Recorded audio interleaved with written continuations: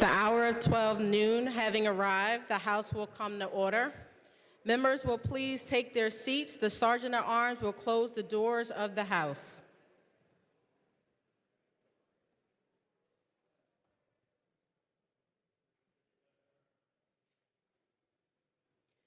Prayer will be offered by Representative Gregory. Immediately thereafter, we will recite the Pledge of Allegiance.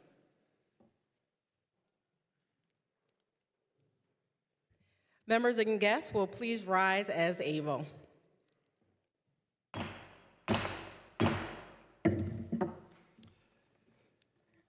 As we bow our heads today in prayer, we do so with remembrance of the significance of the anniversary of today and the massacre on the people of Israel.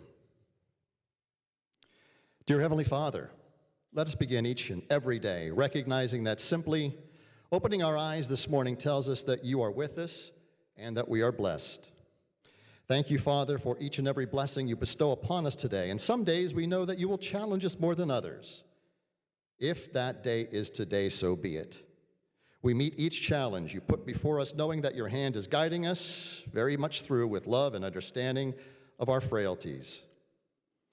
And dear God, as we wrap up this session soon, we have had many a prayer offered from this rostrum.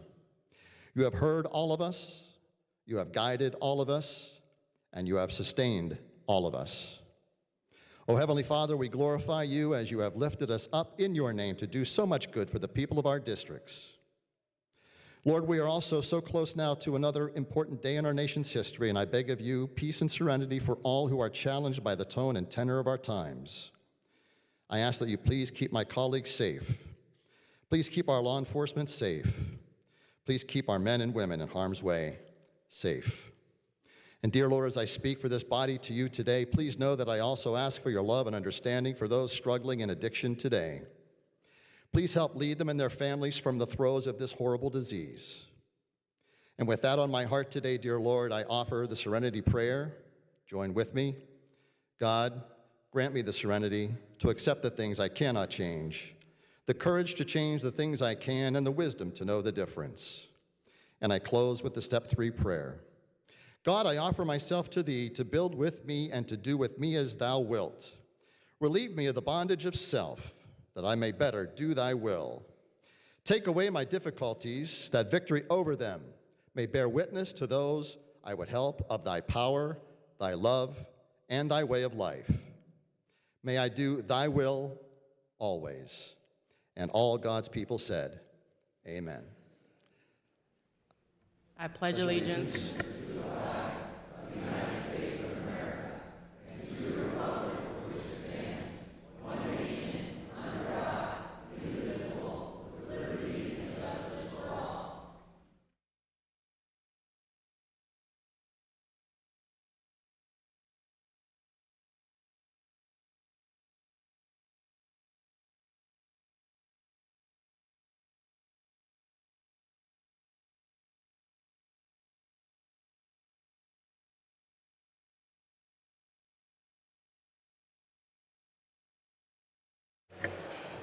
The Sergeant at Arms will open the doors of the House. Members and guests, please take your seats.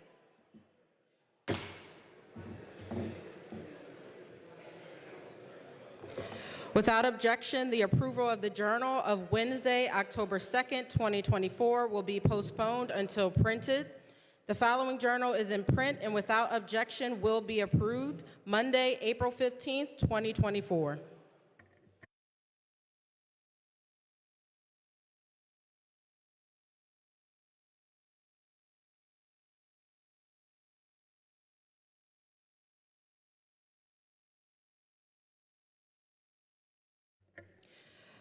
Representative John Lawrence from Chester County is hosting Caleb Drapeau, who is shadowing him today and serving as a guest page. Caleb is a junior at West Seneca Senior High School and is very interested in history. He's accompanied by his father, Jason Drapeau, who is seated in the back of the house. Welcome to Harrisburg.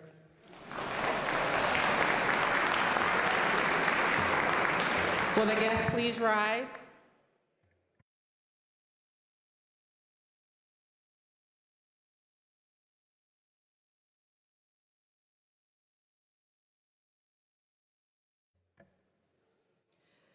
Representative George Dunbar from Westmoreland County has served since 2011. He is joined today by his wife, Sandy Dunbar, and his children, Samantha Dunbar, Stephanie and her husband, Jake Campbell, with their children, Avery and Everett. In the back of the house are his Harrisburg District Office staff, here on behalf of his retirement. Will you please stand?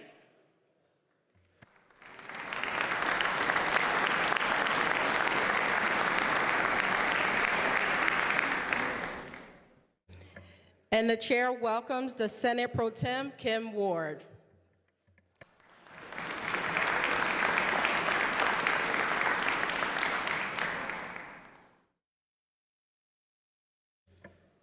Also to the left of the speaker, Representative Gregory, who has served as state representative since 2019. To celebrate his retirement are his wife, Lynn Gregory, who is seated again to the left of the speaker, and his Harrisburg District Office staff are seated in the back of the house. Welcome, and can you please stand?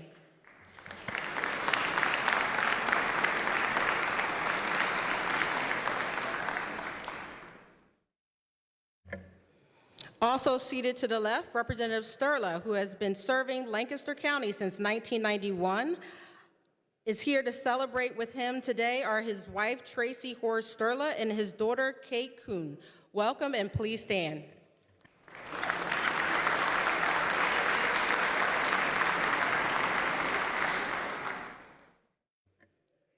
In the gallery is Representative Khan and Representative Mary Jo Daly. They are pleased to host members of Families for Safe Streets. Joining them is our former colleague, John Taylor, who represented the 177th Legislative District. Families for Safe Streets confronts the preventable epidemic of traffic violence by advocating for life-saving changes and providing support to those who have been impacted by crashes. They are here today meeting with legislators to work towards safer streets in our community. Please stand and welcome to the House.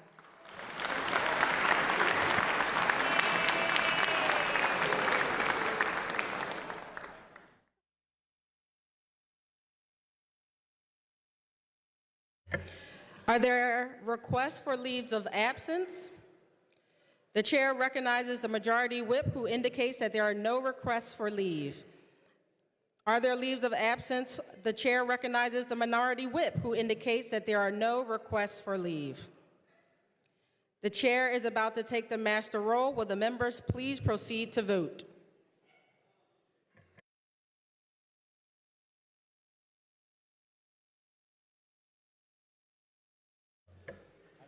Have all the members voted?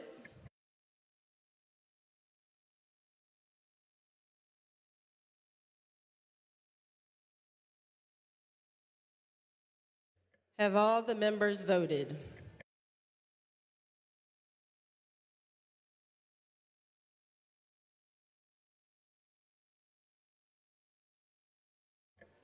The clerk will record the vote. 202 members having voted on the master roll, a quorum is present.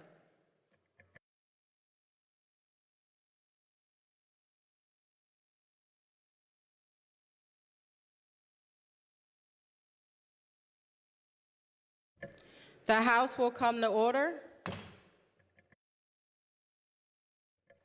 The chair is about to invite some of our retiring colleagues to the rostrum to provide farewell remarks. The chair invites Representative George Dunbar to the rostrum for remarks.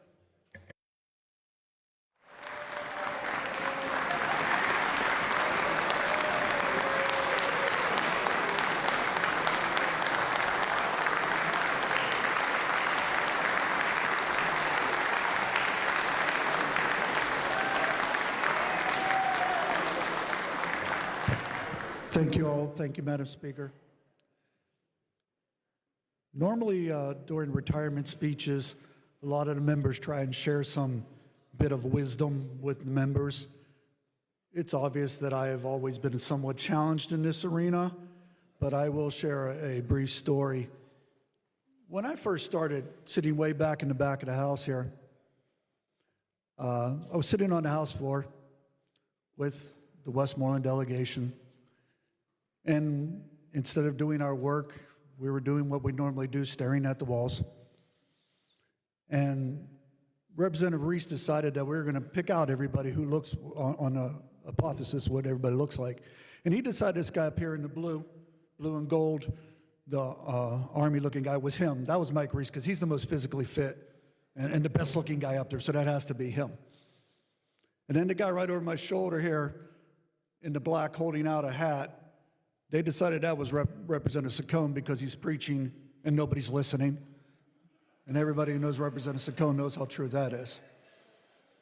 Then over here to my left, the guy with his arm around a young boy, they decided was Representative Krieger, now Judge Krieger. Because believe it or not, if you look at him, it really does look like Tim a lot. And then they decided that up above, there's a guy in gold, kind of sloshed over with something blue on his lap. And Reese decided that's got to be Dunbar, because either he's dead or he's asleep. At this point in time, Representative Velakovich, who sat behind us, gets up and leans over, and he says, "You're Westmoreland County cow country philosophers. If you would spend as much time reading bills as you do looking at pictures, maybe you'd be a good legislator someday." And he was actually right. And I didn't take it to heart that day, but I always did spend a lot of time reading the bills and understanding the bills. But I would urge all of you members, don't ever stop looking at the pictures. Don't ever stop enjoying this beautiful building that we work in. Somehow over the years, I've got typecast as the old guy. I don't know why. Never really quite figured that out. And earlier this year, when I announced my retirement, it was kind of met with a collective yawn. And everybody said, well, yeah, he's old. He's been here a long time. He should retire. Every day when I come into work, I sit down with my staff. And we'll sit there and we'll discuss the bills for the day and the schedule and what we need to do in caucus.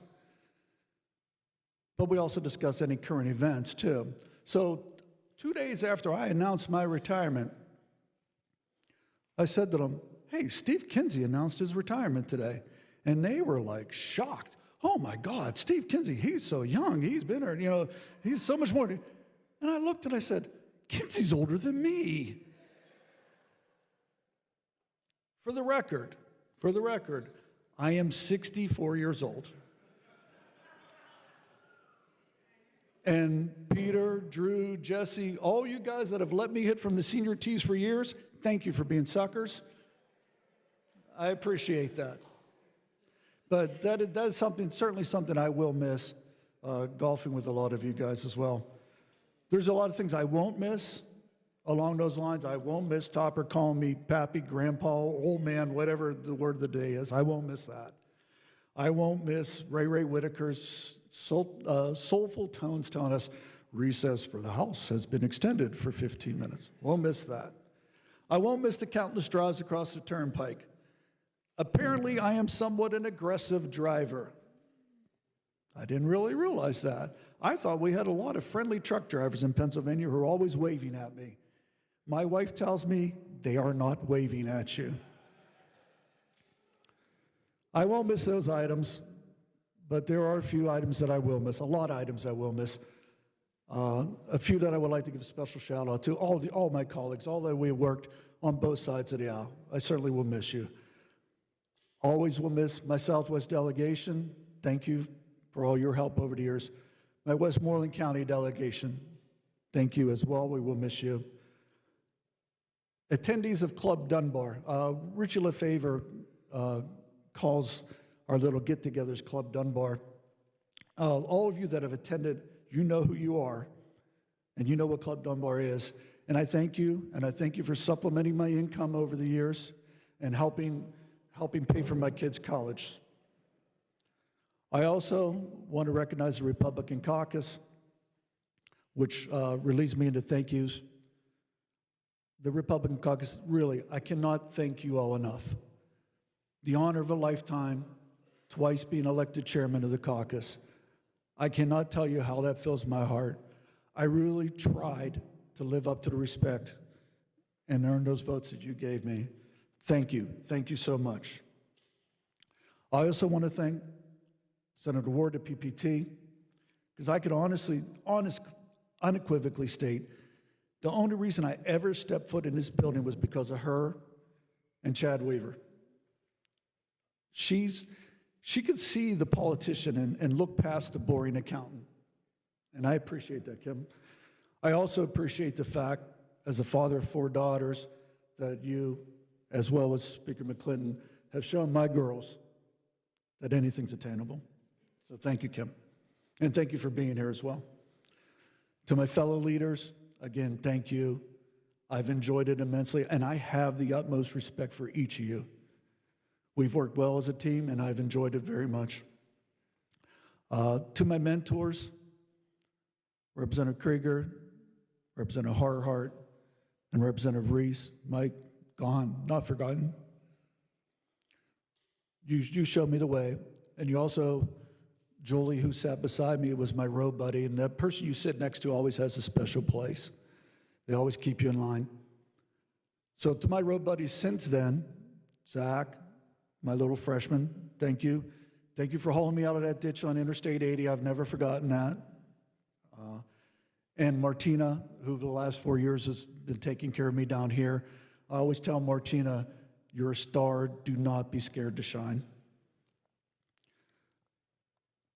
After that, I have to go on to my staff. Many of them are here. First, my district office staff, Shar Tibbetts, Cookie Zemansky. Cookie, who shows you that constituent service doesn't know party. She worked for Chairman Petrarca for years and now works for me. Jen Ramin, who's been with me since day one, 14 years. I love you, Jen. Lisa Zalka, who now is working in district ops. And Brian Razzle, who is in the back, who you all will get to know a lot better because he will be replacing me. He's unopposed this year. Thank you all. My Harrisburg staff, 2 that no longer work with me, but I still appreciate all the efforts they put in taking care of me. Jess Smith and Kat Dudley. April Weiss, the nicest lady in the Capitol. I love you, April. To Jordan Fry, my PRC. Jordan, stay strong. Keep fighting. Hope to see you soon. Taylor Staley, my newest member of my team, who's fit in so well. Thank you so much. And last and certainly not least, Jess Gray, Kelly Roth, my chief of staff and my executive assistant. I often tell everybody how blessed I am about staff. They are that reason. They are just wonderful. They're loyal. They're dedicated.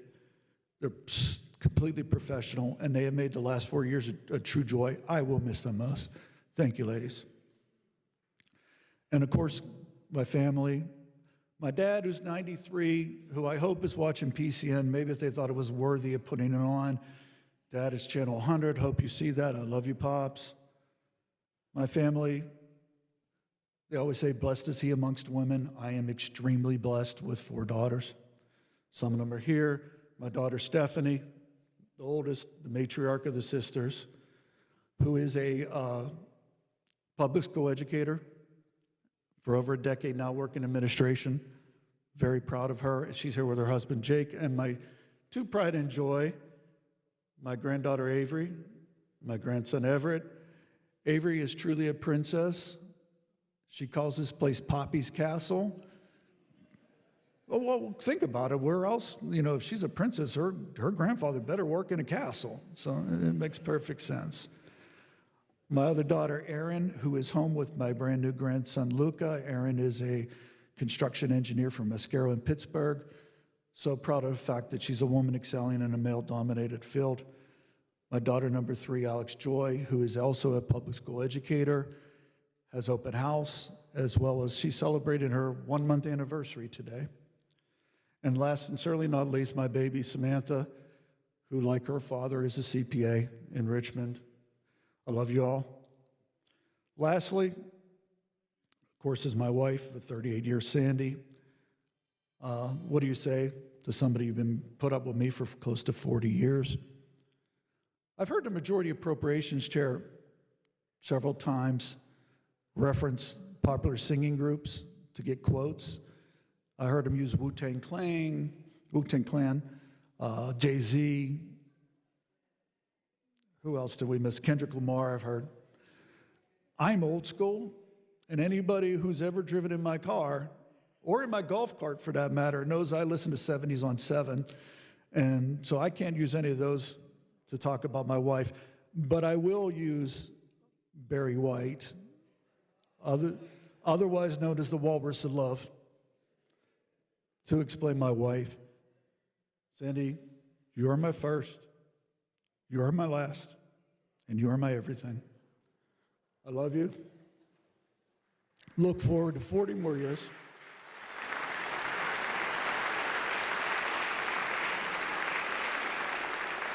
And lastly, I would love to thank the constituents of the 56th District who have put me up here for 14 years. I have enjoyed immensely representing you here. I wish you nothing but the best in the future.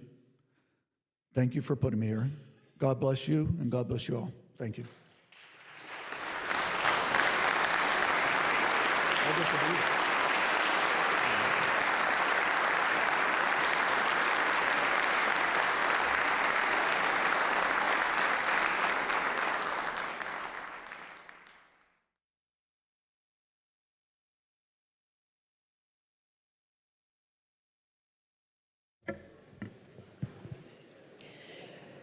The chair now invites Representative Jim Gregory to the rostrum for retirement remarks.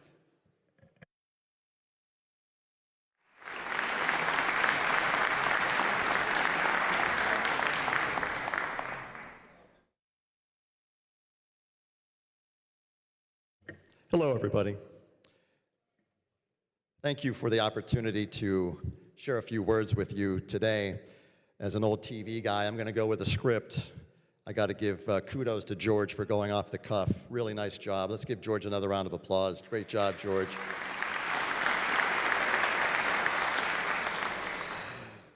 So, in my short 6 years here, I consider it, comparatively speaking to George's time, a blip.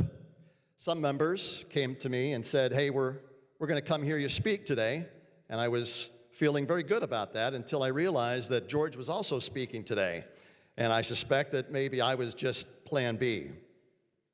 But in a short time as a legislator here, I had to ask myself, how can the impact be judged on what was a relatively short amount of time? Perhaps not by the quantity of the legislation. How about instead the quality of the legislation? Any miracles in the room? Any miracles joining me here today? Yeah, thank you. Perhaps they know exactly what I'm talking about, because I consider myself a miracle that I am standing at the rostrum of the floor of the House of Representatives of Pennsylvania. Truly, it is a miracle for me, and I tell you all about that because as I go through my comments, I want you to understand the relative miracle that this has happened for me. Because as of February 6, 2010, my life was an addiction-laden mess. So much so that on February 7, 2010, I called a friend, Ken. Ken I had known to be in a few months of recovery.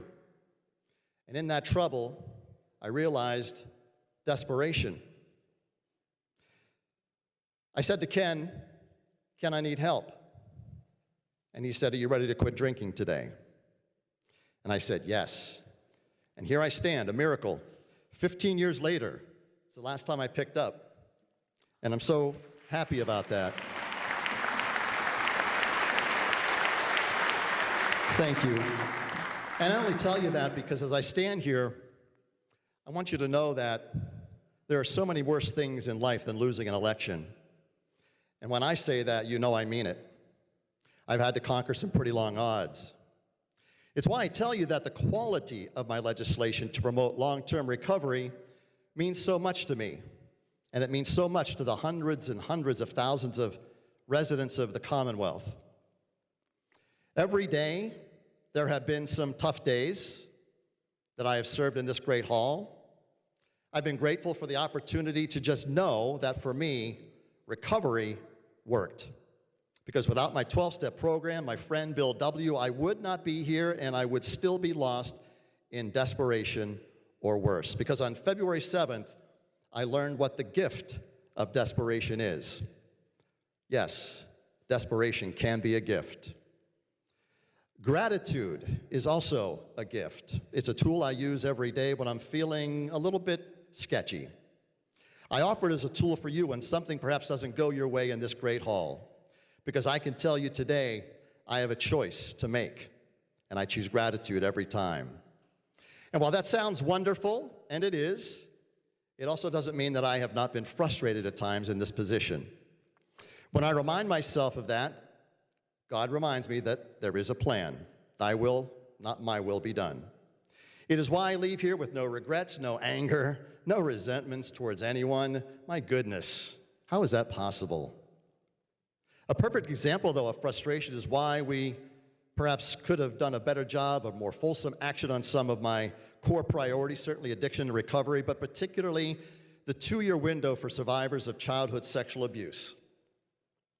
However, what I hope is that my being here for 6 years has advanced that conversation. Perhaps someone in this body or the next session will see justice for victims through in that next session. But this is my story. It is important that we tell our stories, that we use our voices, and stay true to the people that we are. I was able to use my voice and advocate for society's most vulnerable while here because of my support system back home.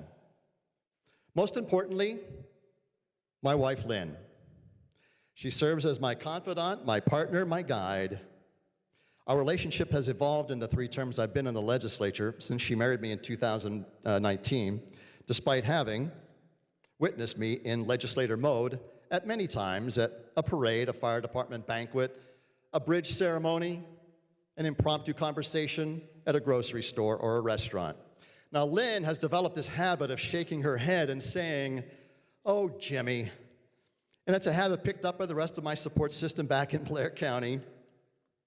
My district office staff trots out the phrase every time I forget my wallet, my keys, my appointments, my phone, an article of clothing, usually just a jacket. I've been blessed to have rock stars on my staff, and they're all here. Kelly Heilman, Ann Weddle, Rick Boston, Joe Carper, who is not here, but he was one of my original staff members. And I mentioned Joe because I also want to make sure that I mention the late Byron Lovell. He died at the age of 24 during COVID. This team has sadly weathered many storms, but their resolve and talent carried them through those storms, and they are stronger for it. They're all seated in the back as well.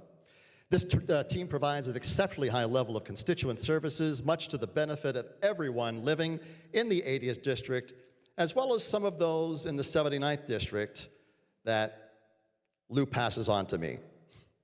In Harrisburg, I've been helped by several legislative assistants and my communications coordinator, Jennifer Fitch. I clutch my chest in deep emotion knowing that I will miss Jen. She actually wrote that part.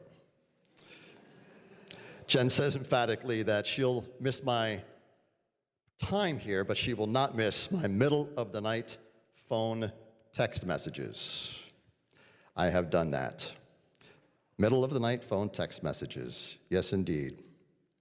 So I leave here with a heart full, a very clear conscience. I'm better for my time spent here. My hope is that this legislative body is a tiny bit better for my time here as well. My parting encouragement, taking a cue from George, to you, my colleagues, is just a request that you don't shy from the difficult conversations, the challenging causes. The courage to advance these objectives is how you will remain true servant leaders for the good of the 13 million Pennsylvanians. You do so with my wholehearted support and prayer.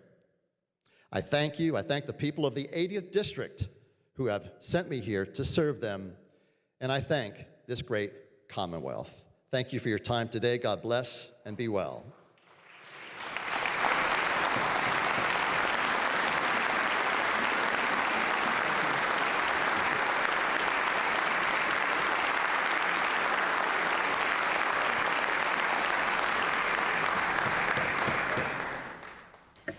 The chair invites Representative Mike Sturla to the rostrum for remarks.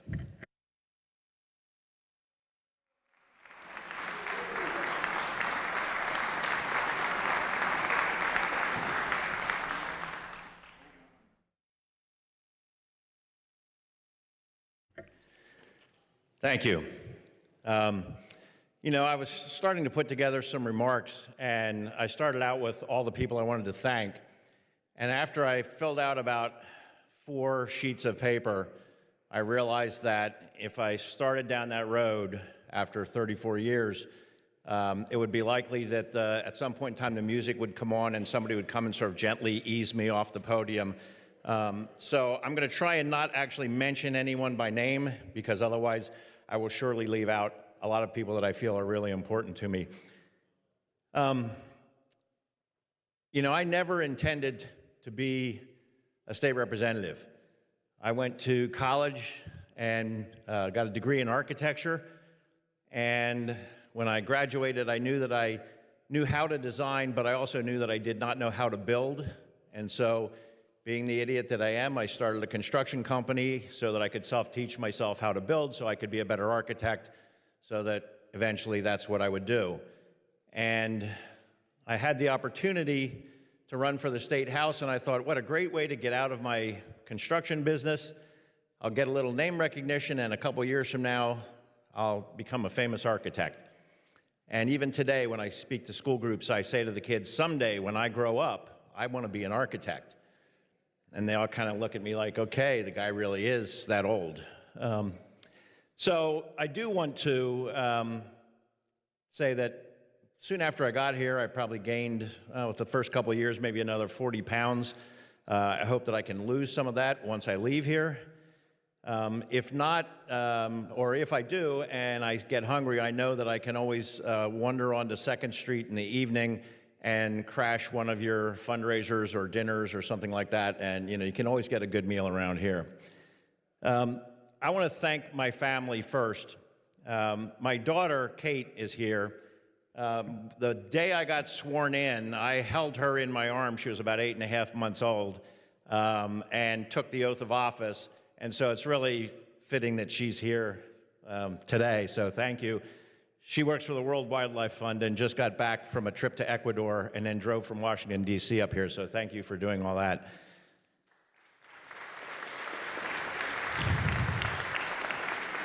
My son, Pete, who has some challenges in life, he's neurodiverse, and he is not here today. I believe in part because I think he's more upset about me retiring than I am. He loved to come to Harrisburg with me and sit and listen to the debate. I'm sure whenever we're at home and I turn on PCN or something, he'll be right there with me. But I think the stress was a little bit much for him with the idea that he would show up here today. But I know he's with me in spirit. And I also want to thank my wife, Tracy, who has been an encouragement to me to run for leadership, to do the kinds of things I do, to advocate for the things that I do. And I always say she's the really successful one in the family, so that makes me a trophy husband. So thank you, Tracy. I also, part of the reason that I want to retire is that we have 4 grandsons, ages 2 to 6. And now's the time when you go visit them, they come running to you and you have 100% of their attention. And my wife was quick to remind me that when they're in their teens, they're more likely to say, hi, Nanny, hi, Papa, see you later, I'm going out, and they aren't going to spend much time with us. Although hopefully if we get the time to spend with them early on, they'll at least do a little more than just say hi, bye, see you later. I want to thank all my friends and supporters that over the years have encouraged me. I want to thank the constituents and voters in the 96th. And I separate those two, and I can't help it, I'm a policy wonk, so I'm going to give you a little bit of statistics. I say constituents and voters because we all represent 63-some thousand people. On any given election, if there's a really good turnout, only about 50 to 60% of the people that are of voting age actually turn out to vote. And that doesn't count any of the kids that you represent also. And if on that day when 50 to 60% of the people turn out, you beat your opponent with a 60-40 win, a 20-point win, it's considered a landslide. So what you really got was 60% of 50% minus all the kids. So you really got about 25% of your constituents that voted for you, and 75% of your constituents either didn't bother to register, didn't bother to vote, or voted for the other person. So you can always humble yourself here when you're beating your chest talking about how you have a clear mandate to go do something. There's 75% of the people that didn't give you a clear mandate and 25% that did give you that clear mandate. And just keep that in mind. It always tends to humble your rhetoric a little bit. I also want to thank staff that I've had, people that have stuck with me for years, others who have gone on to work for other leaders, to go into the administration, to go on to lobby. And I also want to thank the staff that has helped me in ways by generating spreadsheets and getting information for me and giving me advice about you ought to do this or don't do that, you're going to get yourself in trouble. So I want to thank all the staff that work here. They are tremendous. I also want to thank the lobbyists because they are not just here for dinners and donations. I've used them over the 34 years I've been here as a source of information. And I always tell them, if you give me bad information, you're never welcome back in my office again. And so just give me straight information and you're always welcome in my office. And they are a wealth of information and you really should use them as such. A couple of quick accomplishments, some of the highlights of my Harrisburg career. I only gave the prayer once. If you've ever had, it was a little controversial. If you ever had the chance to read it, or if you haven't had a chance to hear it, you ought to go read it. I've served on the Chesapeake Bay Commission for several decades. That has been very rewarding. When I chaired the Professional Licensure Committee for one term in the majority, we passed 22 pieces of legislation into law that term. I don't mean to brag, but I'm not sure there's been 22 pieces of legislation that have come out of the Professional Licensure Committee in the 15 years since that have passed into law. And that was a confluence of a lot of things happening. The time the governor wanted to expand the practice of all healthcare workers, and so a lot of those bills were expansion of healthcare practices. But any of you who have ever served on professional licensure know that those are turf battles. And we were able to get that done by sitting down with all the stakeholders and working across party lines. We always had the Republican chair and their staff, as well as all the stakeholder groups sitting in the room. Sometimes we would sit in those rooms for 2 or 3 days with 25 people in the room and hammer out legislation. I really do believe that is how we should be doing it here. We should be doing a lot more work in committees and not ramming things through on the floor that we say either the Senate is going to clean up or somebody will fix in the next term. I had the privilege of being the policy chair for the Democrats for 12 years. That was perhaps the best learning experience I ever had. Because you get staff that all they're doing is bringing you information all day long so that you can help develop policy. And I was able to chair the Basic Ed Funding Commission and work on basic ed funding here in the legislature. And that's something that I've always said, that's our future workforce. That workforce does not recognize school district lines, and neither should we when we're talking about educating our kids. It really is about educating all children in the state of Pennsylvania. I think for our future economically, but also from a moral standpoint, we should be doing that. A couple of my accomplishments in Lancaster. We do a back-to-school event every year. We started out, first year, I think we gave away 50 backpacks. Last year, we gave over 2,000 kids a backpack, sneakers, school uniform or school clothing, a haircut, a day at the park, a dinner at the park, you name it, they had it. If there was something they needed for school, they had eye exams, vaccinations, anything a kid needs to start school was there. And we raised about $60,000 privately, no state money involved in it. And so that hopefully will continue. I think my successor said she's interested in doing it, and I've been doing it with Representative Smith-Waddell in this past session also. So that is something that is really rewarding. Also, when I first got elected to the legislature, the little town that I represented, Lancaster City, by the way, for the first 32 years I was in the legislature, my district only changed by one precinct, and then within that 32-year period, it changed back to what it originally was. So for the first 32 years, I was representing the same people all the time. I always used to joke that when we did reapportionment, we'd start in Lancaster, and then everybody else got what was left. But that was great in terms of being able to be really focused on what I was doing. But when I first got elected, there was more than 1 million square feet of vacant space in downtown Lancaster. If you had a house that was for sale, it was probably on the market for more than 90 days, and you were trying to sell it for what you bought it for 10 years prior to that. Now, if any of you have been to Lancaster recently, I dare you to find a vacant space downtown. If you have a house to sell, you call a realtor, tell them what you want for it, and they will most likely bring you an offer for about $40,000 more than you said you wanted for it without ever listing it. And our restaurants get written up in the New York Times on a regular basis. So we've really transformed that town. And it wasn't just me. It was working with businesses, nonprofits, community organizations, individuals, Republicans and Democrats. I think we have a town that's rivaled by none at this point in time. There is still a little unfinished business, though, and I had somebody who gave me a piece of advice when I said, you know, I can't decide whether or not I want to run again. There's some things I'd still like to get done. And they said, well, you have a couple choices. You can either die in office, and there'll still be things to get done, and you don't get to give a retirement speech, or you can pick a point in time and say you're going to retire, and then there's still going to be things that need to get done. So I'll just give you a little idea of some of the things that are on my list of things that need to still get done. It's only about $100 billion worth of items. One is I would love to see all the counties have the option of a 1-cent sales tax like Philly and Pittsburgh do.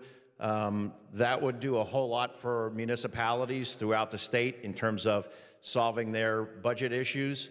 And could lower taxes and provide a fairer way to do things.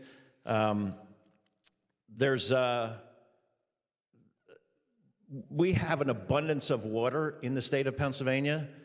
We have a tendency, because of that abundance, to ignore it. It's free, and it is the only resource, though, that the citizens of Pennsylvania actually own. Unlike gas and coal and all those things that we tax as our resources, we even tax the gravel on the bottom of a stream if you want to take it. But if you want to take the water, we give it to you for free.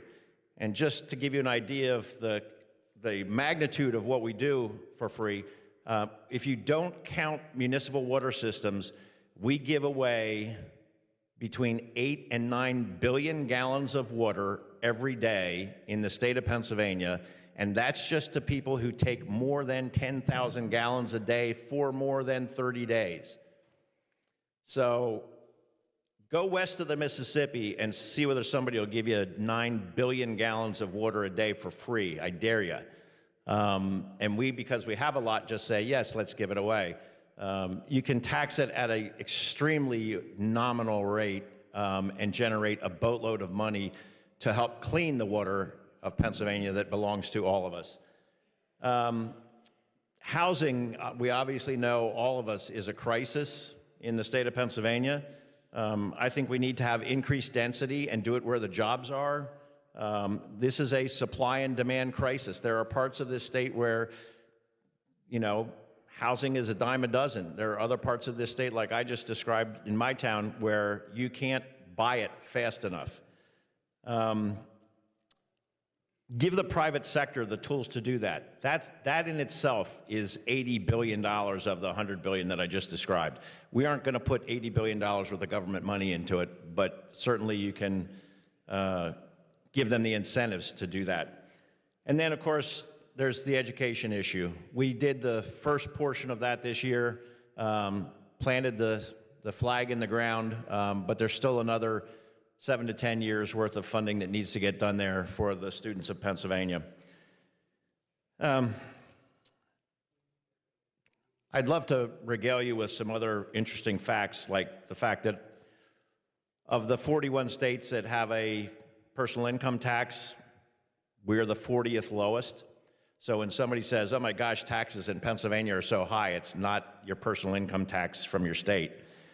When we like to rail against people receiving public assistance benefits, I always like to point out that the average public assistance recipient in the state of Pennsylvania is a single woman with children.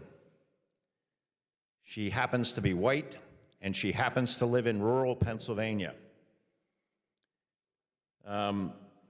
We have high gas taxes in Pennsylvania, but unless the roads you're traveling on have more than 10,000 cars a day, the gas taxes don't pay for the maintenance of that road. And they're subsidized by areas that have 100,000 cars a day. Just be aware of that. So I've done enough lecturing, and in closing, I will ask everybody for your address, because coming June, I will send you all a postcard. I will fly out of the country. I don't know where I'm going, but it will be somewhere out of the country, and I want to send you all a postcard that says, wish you were here. Because for the first time in 34 years, I will actually take a vacation in June, come hell or high water. And so for anybody who's interacted with me over the years, I want to thank you. For those of you that haven't, you don't know what you missed. But I will invite you all to come have a glass of red wine with me sometime, and we can talk about it. Thank you.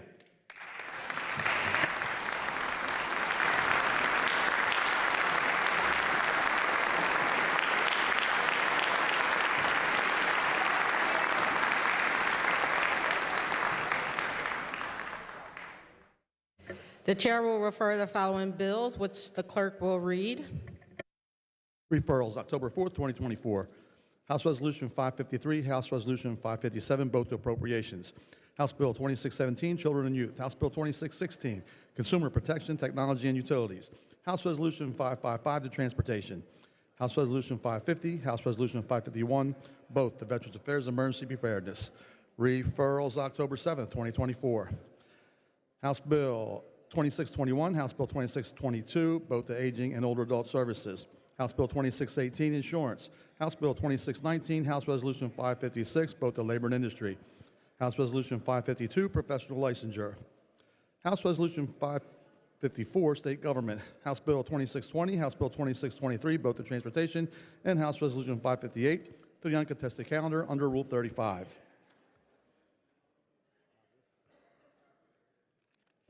The chair is in receipt of actuarial notes from the Independent Fiscal Office regarding the following, which the clerk will read. House Bill 1379, printers number 1539, as amended by Amendment A05600. House Bill 1379, printers number 1539, as amended by Amendment A05724. House Bill 1379, printers number 1539, as amended by Amendment A05728. House Bill 1379, printers number 1539, as amended by Amendment A05762, and House Bill 1379, printers number 1539, as amended by Amendment A05827.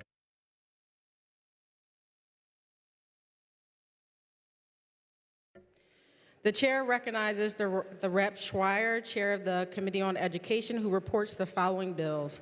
House Bill 2567, reported as committed. Will the House agree to the bill? Agreed to.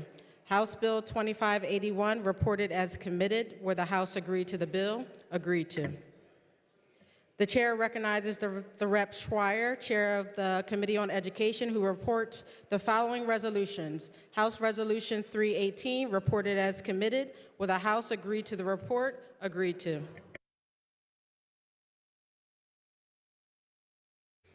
The chair recognizes the Rep. Schweier, Chair of the Committee on Education, who reports the following bills. Senate Bill 232, reported as committed. Will the House agree to the bill? Agreed to. The chair recognizes the Rep. Dawkins, Chair of the Committee on Labor and Industry, who reports the following bills. Senate Bill 1232, reported as committed. Will the House agree to the bill? Agreed to. Senate Bill 1274, reported as committed. Will the House agree to the bill? Agreed to. The chair recognizes the Rep. Deasy, Chair of the Committee on Liquor Control, who reports the following bills. House Bill 955, reported as committed. Will the House agree to the bill? Agreed to. The chair recognizes the Rep. Deasy, Chair of the Committee on Liquor Control, who reports the following resolutions. House Resolutions 513, reported as committed. Will the House agree to the report? Agreed to.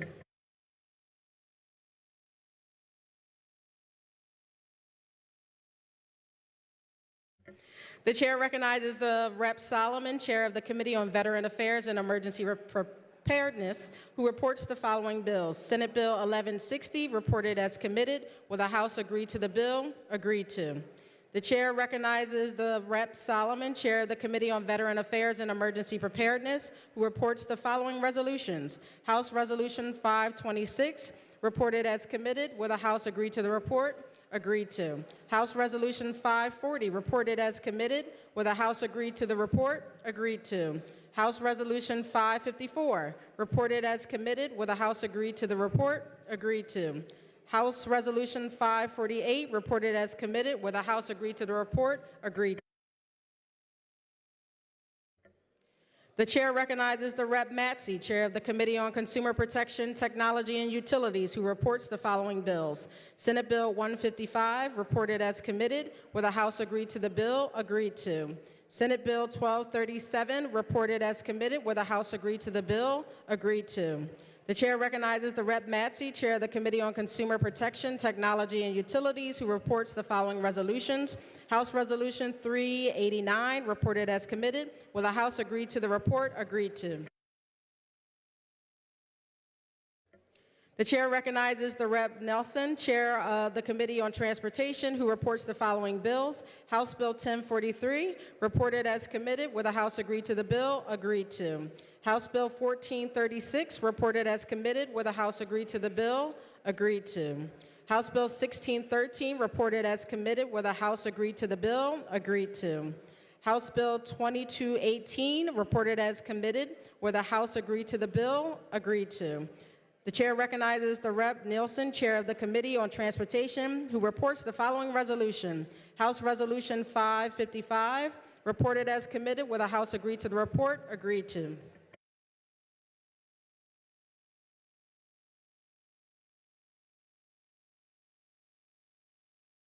The chair recognizes the Majority Caucus Chair, Representative Schlossberg, for a caucus announcement. Thank you, Madam Chair. Madam Chair, House Democrats will caucus at 1:15, and we will be prepared to return to the floor at 2:45.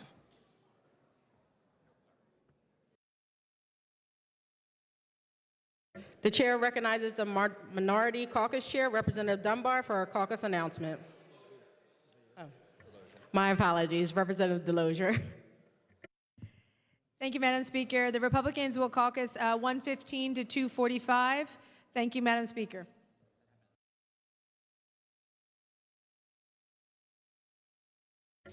The chair recognizes Representative Mullins for a committee announcement.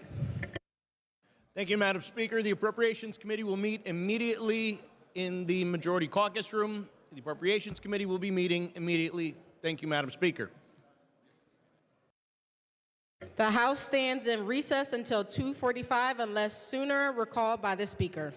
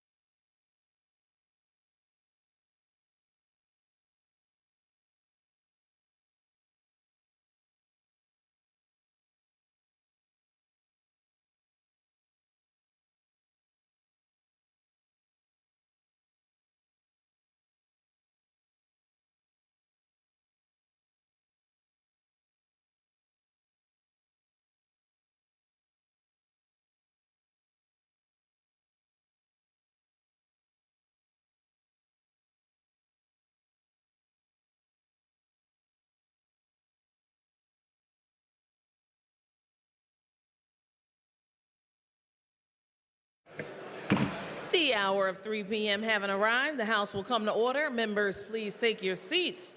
Chair recognizes Representative Harris, Chair of the Committee on Appropriations, who reports the following bills. House Bill 2536, re-reported as committed. Will the House agree to report is agreed to? House Bill 2561, re-reported as committed. Will the House agree to the report? It is agreed to. Senate Bill 668, re-reported as committed. Will the House agree to the report? Is agreed to. Senate Bill 765, re-reported as committed. Will the House agree to the report? Is agreed to. The chair recognizes Representative Harris, Chair of the Committee on Appropriations, who reports the following resolutions. H.R. 553, reported as committed. Will the House agree to the report? Is agreed to. H.R. 557, reported as committed. Will the House agree to the report? It is agreed to.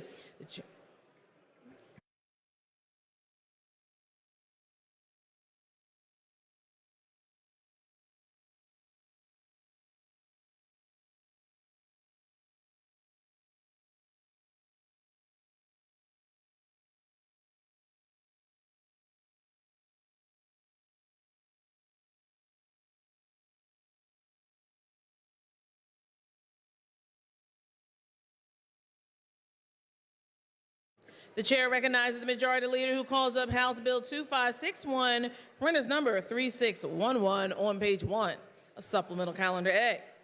The House agreed the bill is agreed to. Clerk will read the title and a brief description of the bill. This bill extends the expiration of the existing temporary horse racing regulations to October 19, 2028. This bill's been considered on 3 different days and agreed to. The question is, shall the bill pass the House finally? On that question, agreeable to the provisions of the Constitution, the ayes and nays will now be taken. Members will proceed to vote.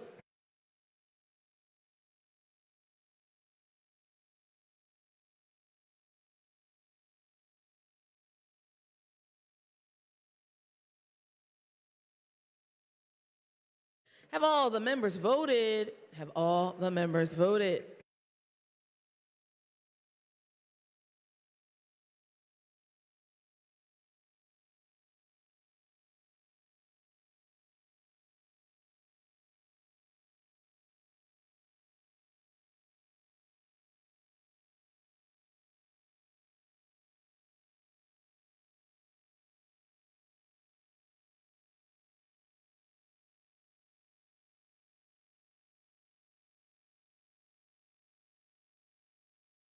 Clerk will record the vote on final passage of the bill. The yeas are 202, the nays are 0. Majority required by the Constitution having voted in the affirmative, the bill passes the House finally, and the clerk will present the same to the Senate for concurrence.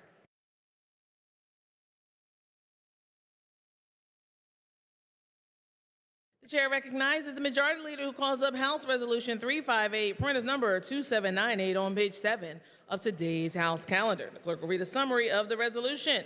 A resolution urging the Federal Communications Commission to collaborate with the National Football League and national broadcast partners to develop a system where fan input is considered when assigning secondary market broadcasts. Introduced by Representative Dave Mattson.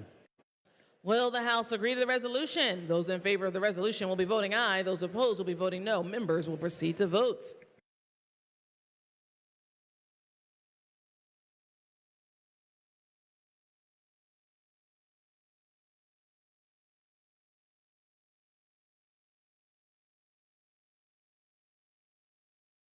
Have all the members voted?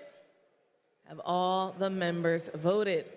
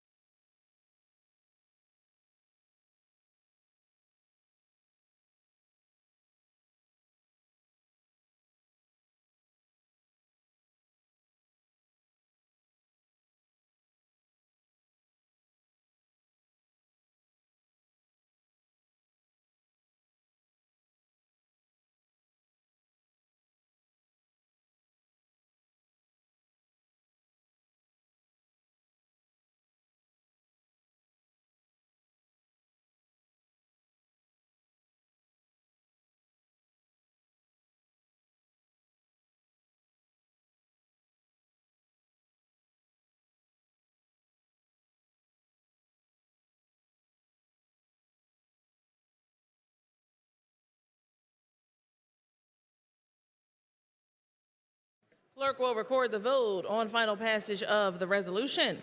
The yeas are 169, the nays are 33. The resolution's adopted.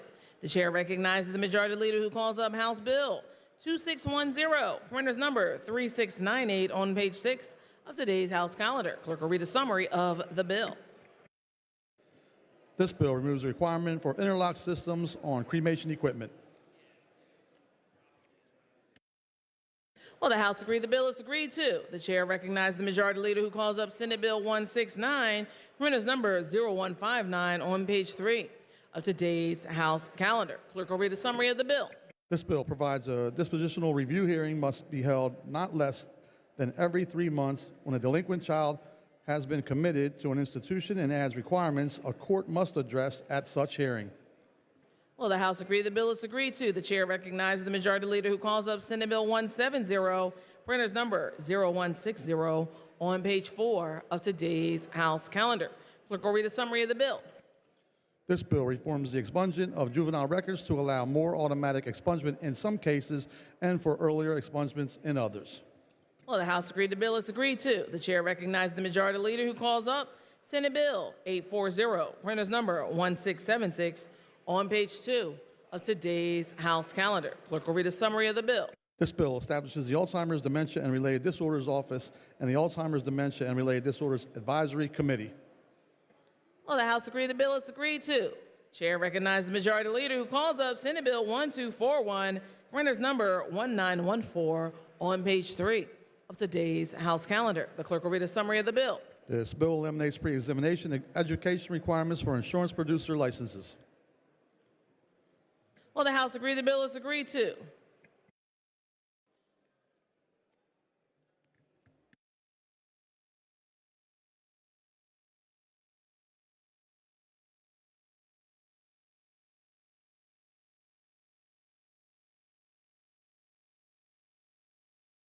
The chair recognizes the majority leader who calls up House Bill 1379, printer's number 1539 on page 5 of today's House calendar. Clerk will read a summary of the bill.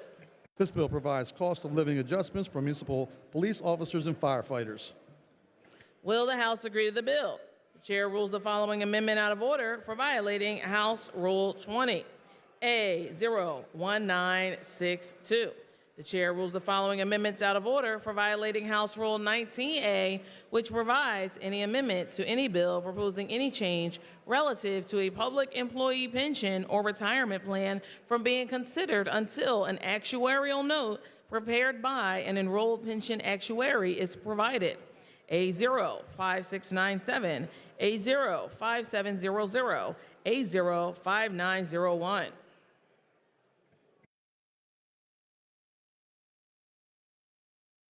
Representative Roy offers Amendment A01986. Gentleman withdraws. Chair thanks the gentleman. Representative Roy also offers A05678. The gentleman withdraws. Representative Miller offers A05727. Will the House agree to the amendment on that question? The chair recognizes the gentleman from Lancaster, Representative Miller.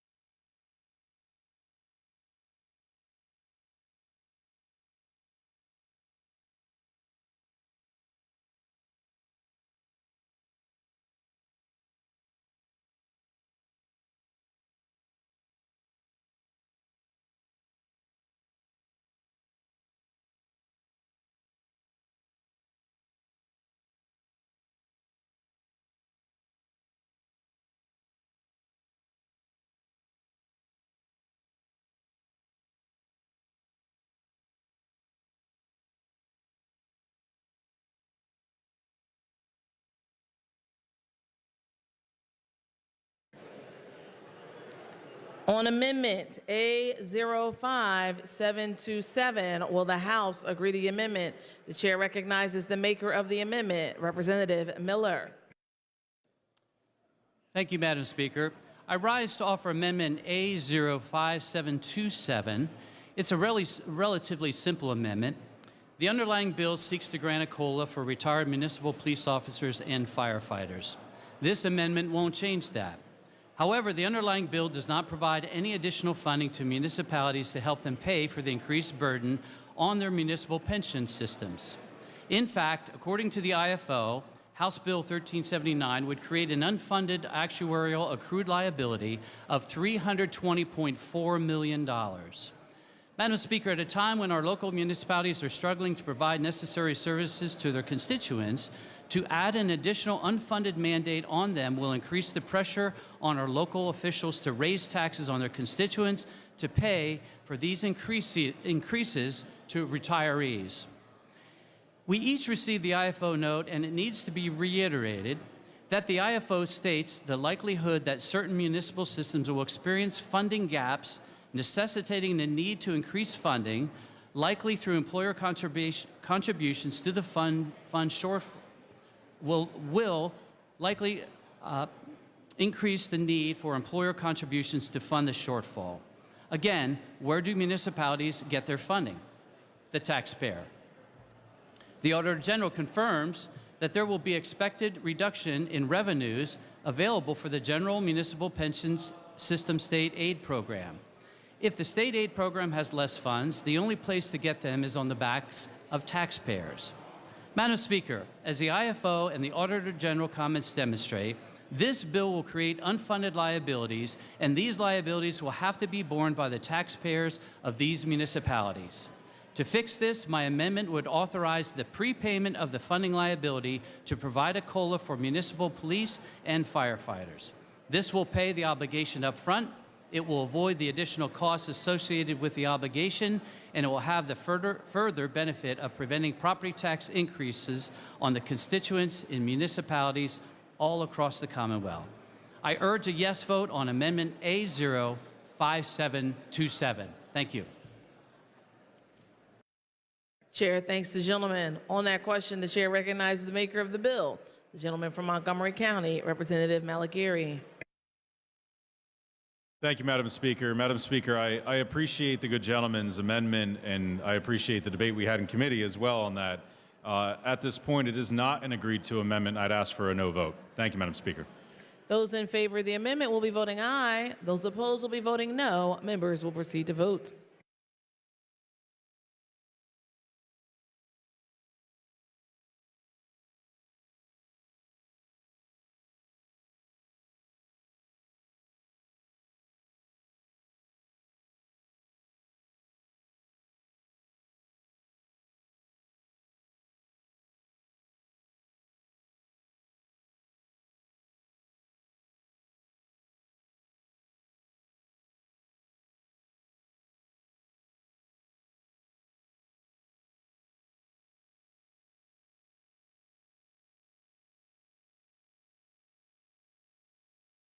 Have all the members voted?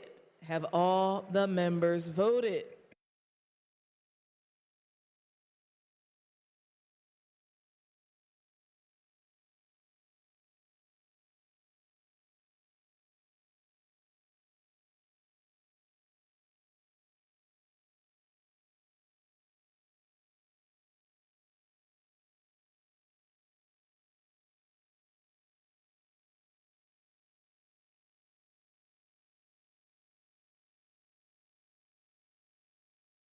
Clerk will record the vote on the amendment. The ayes are 202, the nays are 0. The amendment is adopted.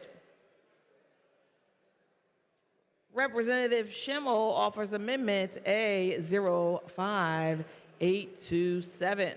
Will the House agree to the amendment? On that question, the chair recognizes the maker of the amendment, the gentleman from Franklin, Representative Schimmel. Madam Speaker, I pull the amendment. The gentleman withdraws. The chair thanks the gentleman. Representative Malagary offers Amendment A 05600. Will the House agree to the amendment? On that question, the chair recognizes the maker of the amendment and the bill, Representative Malagary. Thank you, Madam Speaker. Madam Speaker, my amendment would add a cost of living adjustment for retired school and state employees into House Bill 1379. So these adjustments are for retirees who retired prior to July 2nd, 2001, which was over 23 years ago. In 2001, the General Assembly enacted a 25% benefit increase for current state and school employees. The retirees who will benefit from this bill were those who retired before this benefit increase took effect. So the last time that these retirees received a COLA was in 2002. For some statistics on the impact of this amendment for state retirees, over 23,000 retired state employees would qualify for this adjustment. The average age of the eligible retiree is 80 years old. And the average increase in benefits for the first year is estimated to be about $184 a month. That's about $2,200 in the first year. So for public school retirees, over 40,000 retirees would qualify, and the average age of an eligible retiree is 83 years old. And the average increase in benefits for the first year is estimated to be $233 a month, which is about $2,800 for the year. So the adjustments provided in this amendment will go a very long way for those retirees who are living on a very, very limited fixed income. Again, these are benefits for longtime retirees who missed out on more generous benefits offered to active employees, which was granted in 2001, and have not received a cost of living adjustment in over 20 years.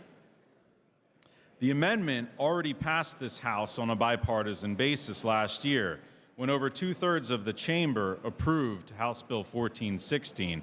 This is another opportunity for those that may not have considered that legislation to vote for it this time. Thank you, Madam Speaker.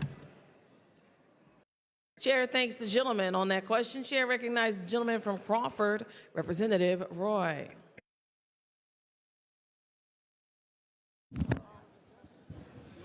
Thank you, Madam Speaker. I urge a no vote, and I have 1.8 billion reasons why we should be no.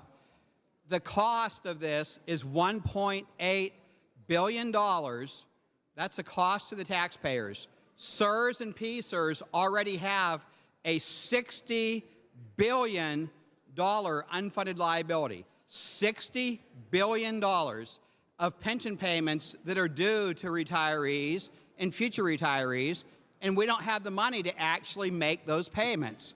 This would add another $1.8 billion in cost of money that we don't have. Local school districts would have to raise school property taxes to come up with the portion of the pension payments that school districts have to pay. State tax money pays about half of the PSERS pension cost. School districts pay about the other half. School districts get their half from school property taxes. So this is a very expensive thing. Even if this never becomes law, we have a $60 billion unfunded liability. If this does become law, it adds another $1.8 billion of benefits that have to get paid out of the pension plans. We do not have the money. And I also want to point out, too, that about 99% of the retirees also receive Social Security. Most of us have constituents that come in to get help with property tax rebate programs. Most of them only have Social Security. This group, they're fortunate to have a pension and Social Security both. So that they already, everybody needs more money for retirement. Everybody wants more money. But Madam Speaker, if we look at the group of people that need even more for retirement, it's probably people that only get Social Security. One other thing I want to point out, 100% of the people who have ever received a pension check, they've always received 100% of what is legally owed to them. They enter a legally binding contract. It deals with the multiplier times the years of service times the final average salary equals the pension. That's what everybody has always received. So nobody has ever received less than they're legally entitled to. Almost all of them, 99% of them, also get Social Security. And we do not have the money to do this. We don't have $1.8 billion just laying around, plus the other $60 billion of unfunded liability. I urge a no vote. Thank you. Chair thanks the gentleman. On that question, the chair recognizes the floor leader. Gentleman from Lancaster, Representative Cutler. Madam Speaker, I actually had a parliamentary inquiry. The gentleman is in order and may proceed. Thank you, Madam Speaker. Madam Speaker, understanding that we just adopted Amendment 5727 offered by the good gentleman from Lancaster County, if this amendment is adopted now, does it strike the prepayment language from the bill as drafted? Yes, it does. Thank you, Madam Speaker. I would like to be recognized on the bill upon conclusion of debate. On the amendment, Yes, Madam Speaker, of course, the amendment. I you may apologize. proceed. Madam Speaker, I understand the good gentleman's intentions to expand this, and yes, we've had that debate before, but I will in fact raise some of the very same points that I raised the last time that came up. Let's stop and compare the $323 million price tag the good gentleman from Lancaster County offered to prepay versus the $1.8 billion liability that we're simply putting into the future. Madam Speaker, the local revenue of choice for paying the school district's bills is quite simply property taxes. Since nearly 69, sometimes higher, cents of every new dollar of revenue goes to pay pension liabilities, I think that it would be irresponsible to continue increasing those liabilities until such time that the pension system is fully funded. Recently, in talking to some officials from the administration, they were excited because our pension system might, just might, actually clear the 70% threshold going forward, and the percentage of payroll might decrease by a fraction of a percent, and I believe it's currently well north of 30% of payroll. Madam Speaker, respectfully, I appreciate the gentleman's generosity, but I think we should pay our bills first. I'll be a no on this amendment, and let's discuss other ways to actually pay down our liabilities. Chair thanks the gentleman. Those in favor of the amendment will be voting aye. Nope. Chair recognizes the gentleman from Montgomery County, the majority floor leader, Representative Bradford. Thank you. Madam Speaker, I've heard a lot about protecting the thin blue line. I guess for some of us that means in retirement as well. Please reject these attempts to take away those who are in retirement and need these benefits. Thank you. Chair thanks the gentleman. Those in favor of the amendment will be voting aye. Those opposed will be voting no. Members will proceed to vote.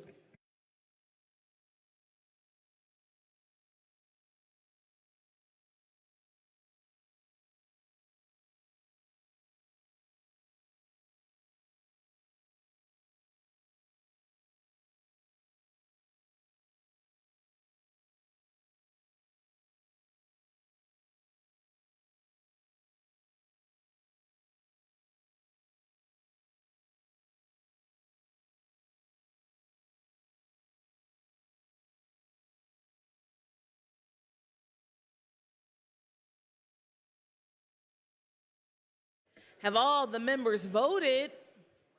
Have all the members voted?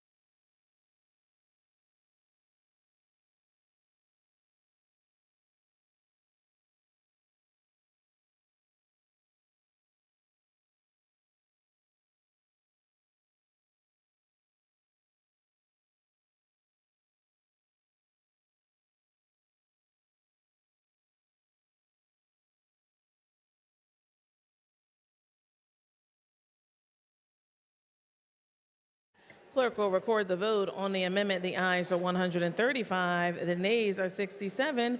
The amendment is adopted. For what purpose does the gentleman from Montgomery County, Representative Bradford, rise? Thank you, Madam Speaker. I rise to make a motion. The gentleman is in order and may proceed.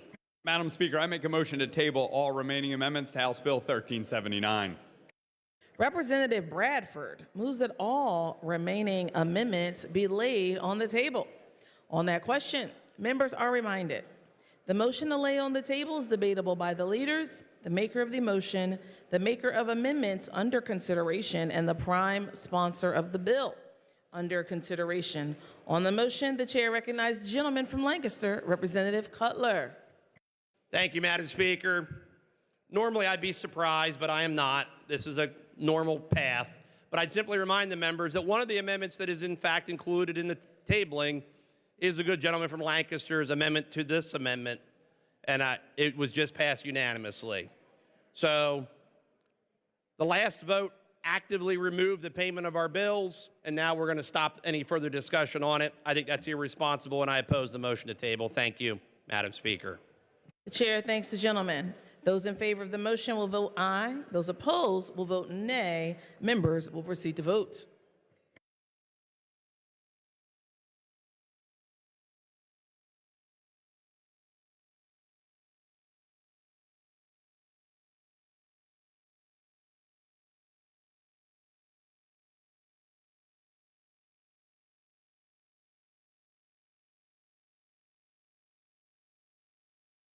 Have all the members voted?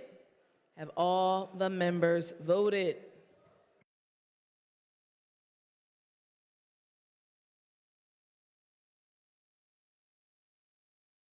The clerk will record the vote. The ayes are 102, the nays are 100. The majority having voted in the affirmative, all remaining amendments are laid on the table. Will the House agree to the bill? It's agreed to. The bill as amended will be reprinted. The chair recognizes the majority leader who calls up House Bill 1541, printer's number 1793, on page 6 of today's House calendar. Clerk will read a summary of the bill. This bill prohibits firefighting personal protective equipment that contains intentionally added PFAS chemicals after January 1st, 2028, unless the State Fire Commissioner determines its use is unavoidable. Will the House agree to the bill? The chair rules the following amendment out of order for violating House Rule 20, A05830.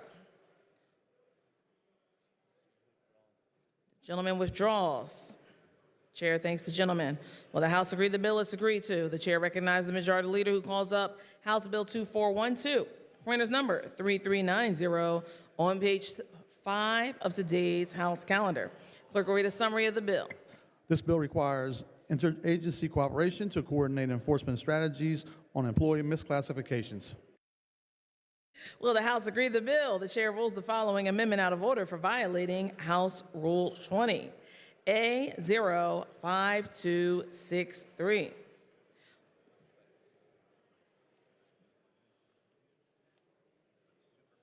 Will the House agree to the bill? It's agreed to. The chair recognizes the majority leader who calls up Senate Bill 801, printer's number 1710, on page 1 of today's House calendar. Clerk will read a summary of the bill.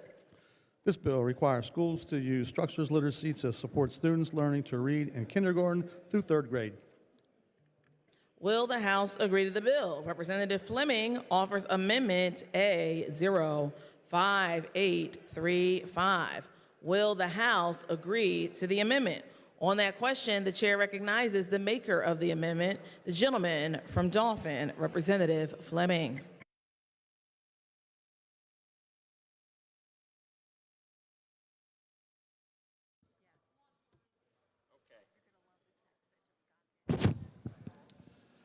Thank you, Madam Speaker.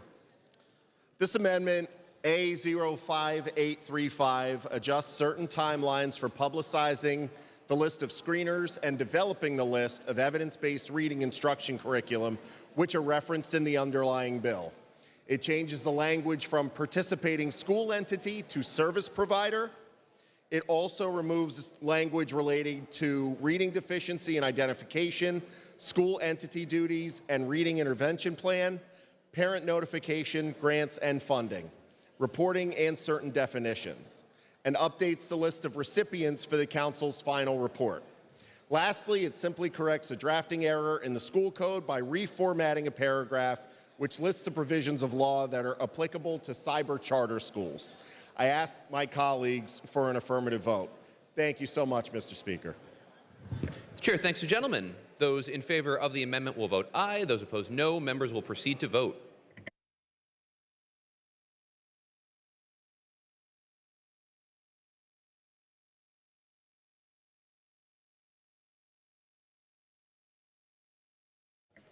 Have all the members voted? Have all the members voted?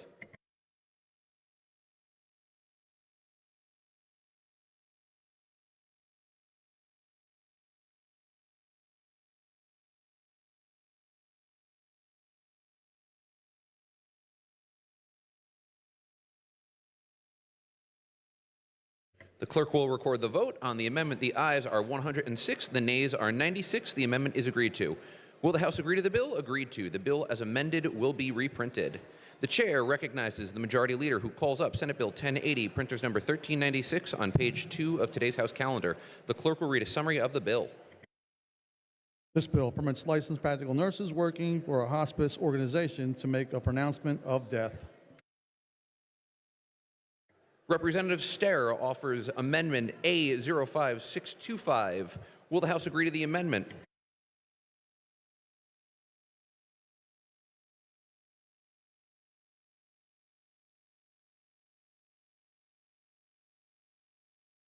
On the question, the chair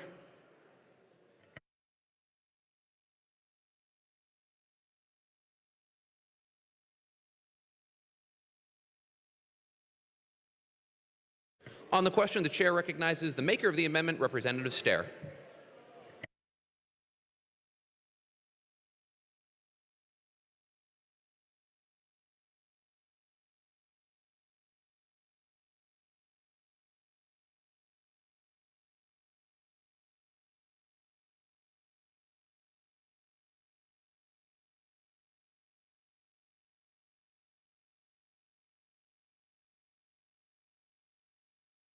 Thank you, Mr. Speaker.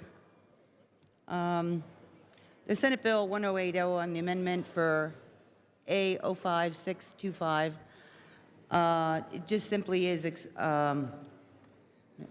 technical, what is it? Oh, thank you. Amendment 05625 is a technical amendment that resolves minor concerns expressed by the Department of State. As a licensed practical nurse myself, I believe the language of this amendment clarifies the regulatory provisions of this bill relating to actions by licensed practical nurse. This is an agreed to amendment with the prime sponsor, and I would ask my colleagues for a yes vote. Thank you, Mr. Speaker. Chair thanks the gentlelady. Those in favor of the amendment will vote aye. Those opposed, no. Members will proceed to vote.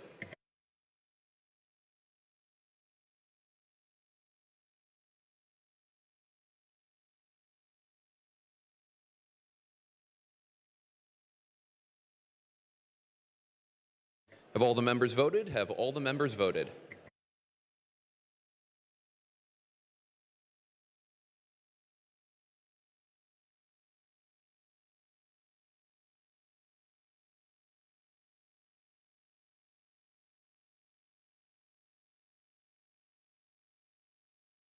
Clerk will record the vote. On the amendment, the ayes are 202, the nays are 0. The amendment is agreed to. Representative Delosier offers A05826. Will the House agree to the amendment? On the question, the chair recognizes the gentlelady for Cumberland County, Representative Delosier. Thank you, Mr. Speaker. I rise today to ask for your support of Amendment A05826, which clarifies who is eligible to receive the veteran's fee waiver when applying for vital statistic records, such as birth and death certificates. This is the same language that is in my House Bill 2083. Last year, I was approached by a funeral home in my district expressing confusion over a notice issued by the state registrar that suddenly changed the policy surrounding free death certificates for veterans. Due to an altered interpretation of the law, families no longer were able to obtain fee-waived death certificates for the spouse of a predeceased veteran, even though these requests were traditionally accepted in the past.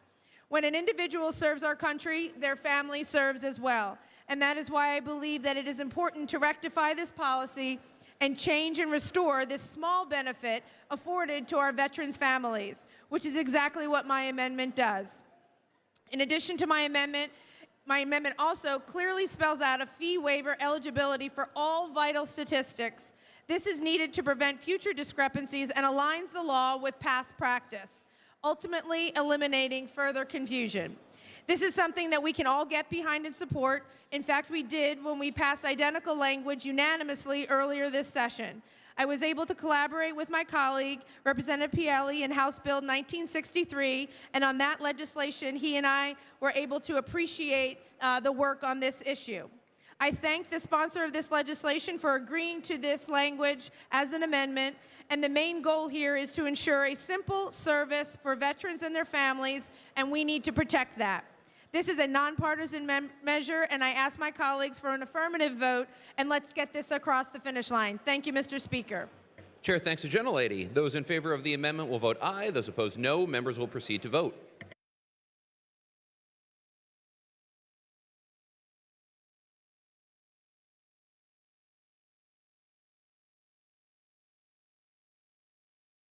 Have all the members voted? Have all the members voted?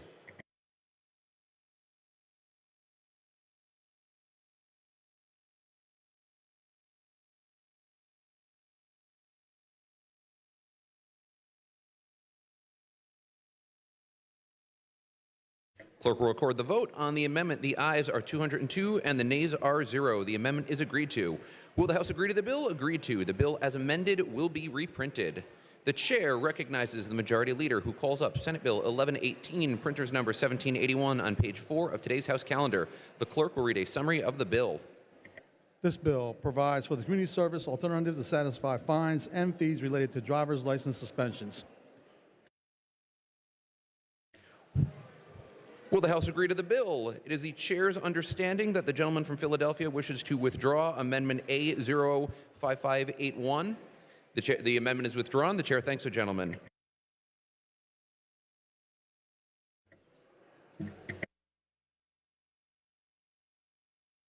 Representative Krajewski offers A0505922. Will the House agree to the amendment? On that question, the chair recognizes the gentleman from Philadelphia County, Representative Krajewski. Thank you, Mr. Speaker. I rise today to ask the members to vote yes on Amendment A05922. This amendment does two things. First, it will require the court to follow procedures for payment in installments and prohibit the suspension of operating privileges solely based on the failure to pay. And secondly, it will clarify procedures to allow police to cite the proper subsections of the vehicle code when citing a motorist for driving under suspension. There's a lot of work put behind this amendment, and so I ask the members to please vote yes on this amendment. Thank you. The chair thanks the gentleman. Those in favor of the amendment will vote aye. Those opposed, no. Members will proceed to vote.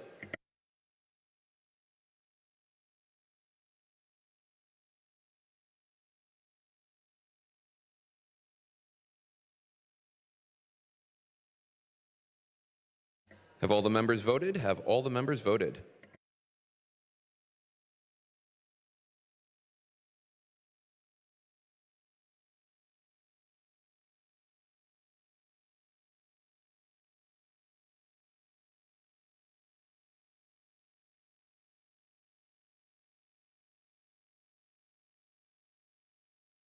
Clerk will record the vote. On the amendment, the ayes are 102, the nays are 100. The amendment is agreed to. Will the House agree to the bill? Agreed to. The bill as amended will be reprinted. The chair recognizes the majority leader who calls up Senate Bill 1213, printer's number 1679 on page 4 of today's House calendar. The clerk will read a summary of the bill. This bill prohibits the use of AI deepfake technology to create pornographic images of an individual without their consent and changes the term child pornography to child sexual abuse material. Will the House agree to the bill? Representative Briggs offers A05836. Will the House agree to the amendment? On that question, the chair recognizes the gentleman from Montgomery County, Representative Briggs. Thank you, Mr. Speaker. I rise today to ask you for a yes vote on Amendment A05836. Madam Speaker, Mr. Speaker, this amendment changes the term child pornography to child sexual abuse material, provides for a definition of an artificial intelligence developer, and requires an artificial intelligence developer who obtains actual knowledge of the existence of AI-generated sexual abuse material to immediately report the AI sexual abuse material to law enforcement. Mr. Speaker, this amendment has been agreed to by the Senator Prime Sponsor Penny Cook, and I ask the members to vote yes. Thank you. Chair thanks the gentleman. On the amendment, the chair recognizes the gentleman from Lehigh County, Representative McKenzie. Thank you, Mr. Speaker. I rise to support the amendment as the prime sponsor of House Bill 1063, which is the companion bill to Senate Bill 1213. I would encourage a yes vote. I think this is an improvement over the underlying legislation. We thank the chair for this amendment, and I would again encourage a yes vote. Thank you. Chair thanks the gentleman. On the amendment, the chair recognizes the gentlelady from York County, Representative Klunk. Thank you, Mr. Speaker. I rise and ask my members to support this amendment. I do believe that this makes this bill better. As a former member of the Child Porn Task Force here in Pennsylvania, it is incredibly important that we protect our children, especially online, and especially when it comes to AI-generated child sexual abuse material. This particular amendment does that, addresses that, and it stands up for our children, and I believe that we should all support it today. Thank you. Chair thanks the gentlelady. Those in favor of the amendment will vote aye. Those opposed, no. Members will proceed to vote.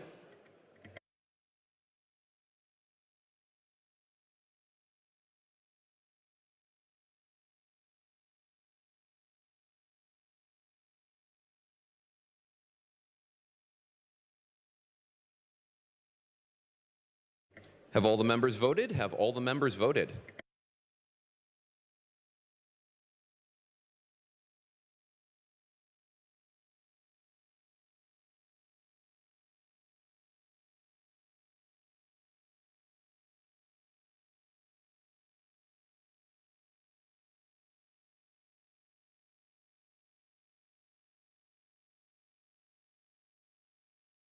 Clerk will record the vote on the amendment. The ayes are 202, the nays are 0. The amendment is agreed to.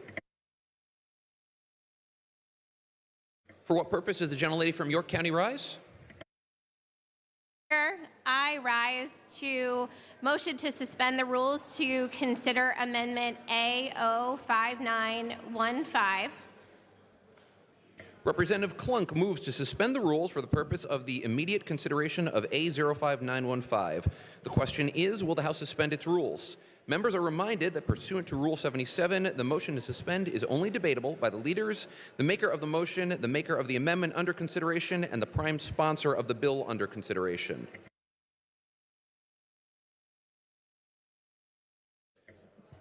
On that question, the chair recognizes the gentlelady from York County, Representative Klunk.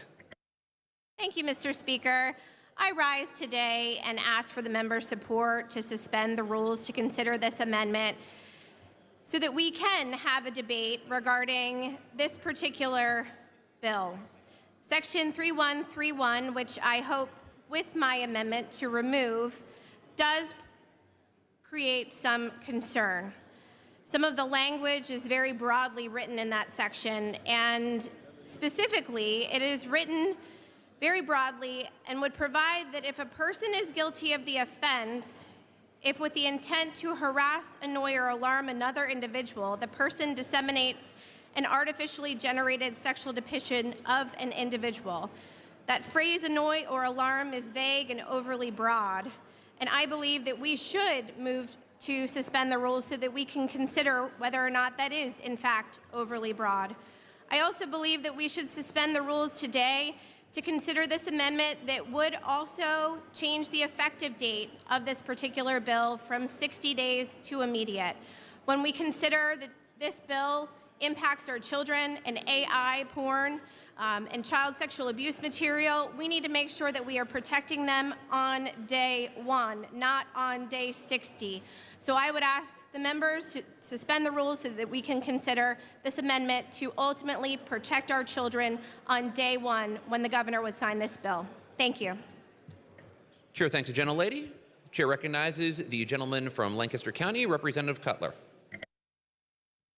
Thank you, Mr. Speaker. Mr. Speaker, I rise in support of the good lady's motion. Obviously, we improved the bill with the last amendment. I think this amendment offers another opportunity to do so and addresses an issue that has been brought to our attention. If for no other reason, because of the time frame, immediate versus 60 days, I think that also warrants our support, and it's my hope that we can protect children much sooner. I urge a yes vote for the motion to suspend the rules. Thank you, Mr. Speaker.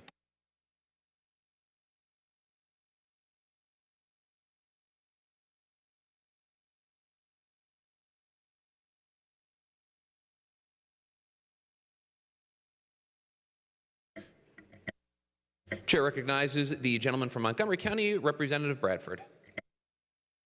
I ask all members to oppose the motion to suspend, as this is negotiated language with the Senate. Thank you so much. All those in favor of suspending the rules will vote aye. Those opposed, no. Members will proceed to vote.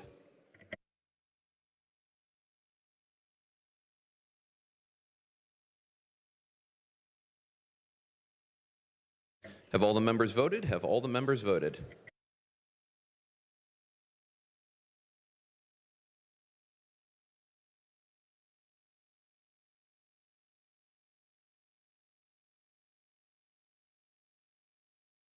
Clerk will record the vote on the question. The yeas are 101. The nays are 101. Less than a two-thirds majority having voted in the affirmative, the motion fails. Will the House agree to the bill? Agreed to. The bill as amended will be reprinted. The chair recognizes the majority leader who calls up House Bill 2536, printer's number 3707 on page 1 of supplemental calendar A. Will the House agree to the bill? Agreed to. The clerk will read the title and a brief description of the bill. This bill provides a constitutional amendment enabling the General Assembly to provide statutory authority for local governments to establish long-time owner-occupant programs.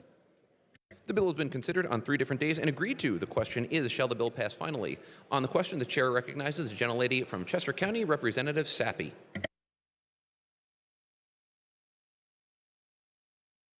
Thank you, Mr. Speaker.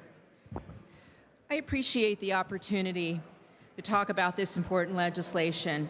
It's important also to thank my co-prime sponsors of this legislation, Representative Amara, Representative Cerisi, and Representative Prokopiak. We are all frequently asked about property tax relief. Earlier this year, we acted to provide a property tax relief mechanism, and now we can take that statewide. House Bill 2536 amends the state constitution by removing the limitation permitting long-time owner-occupants programs, or LOOPs, only in Allegheny County and Philadelphia counties. This removal would then make future legislation permitting all taxing authorities to adopt such a program to provide greater tax relief to seniors possible. Currently, counties of the first and second class are permitted to adopt uniform property tax provisions applicable to long-term homeowners. Philadelphia, the only first-class county, has adopted this measure, and it's run with the city's Department of Revenue. The LOOP program helps taxpayers who have, as stated, lived in their homes for a long time, experienced property assessment increases over 50% over the previous year, or more than 75%. LOOPs would help longtime residents stay in their homes as property taxes increase due to rising property values of growing neighborhoods. LOOPs would be particularly helpful to seniors living on fixed incomes. So to clarify, House Bill 2536 is a constitutional amendment. If passed in 2 consecutive legislative sessions, it would simply provide the option for the General Assembly to consider removing these limitations on other counties in our Commonwealth to create long-time owner-occupant programs. I believe creating options to address the property tax burden on an ever-aging state is a worthwhile endeavor. If enacted, the decision to create a loop, or if it's even feasible, are left to the county to determine based on their individual circumstances. I urge a yes vote from my colleagues. Thank you. Chair thanks the gentlelady. Chair recognizes the gentleman from Carbon County, Representative Heffley.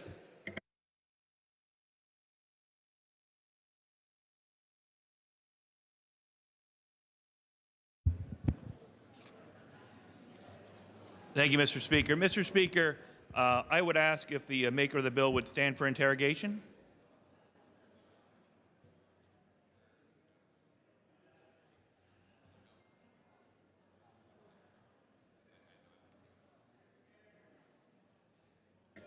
The gentlelady declines.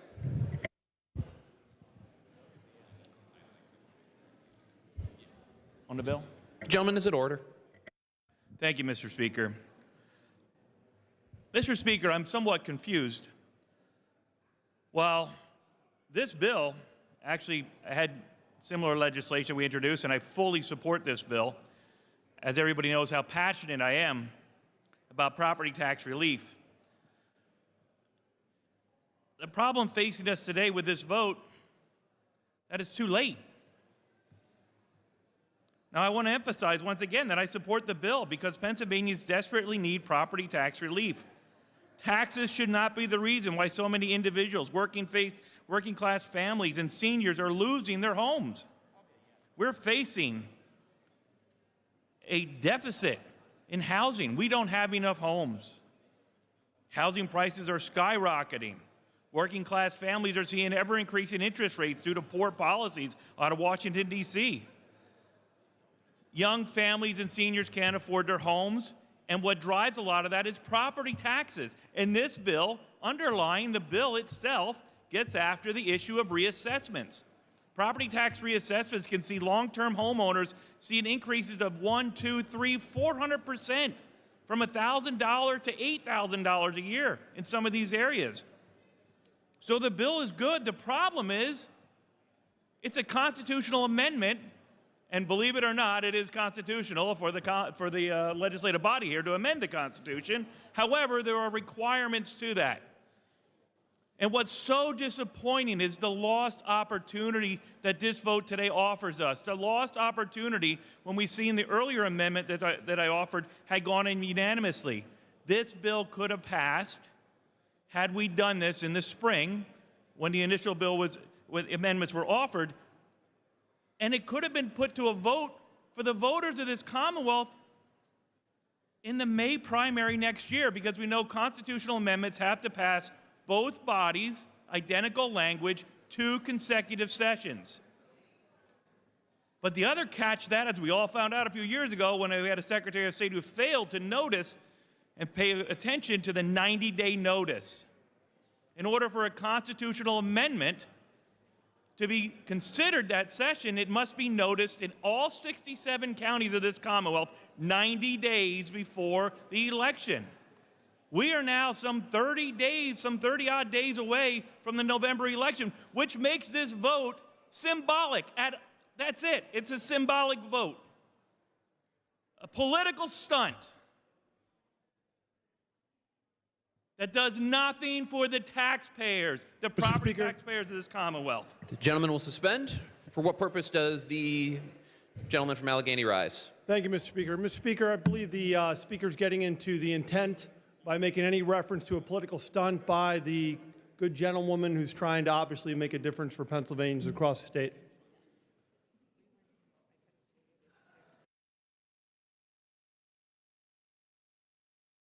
Chair thanks the gentleman. The Speaker is reminded to stick to the subject at hand, which is House Bill 2536. With that in mind, the gentleman is in order and may continue.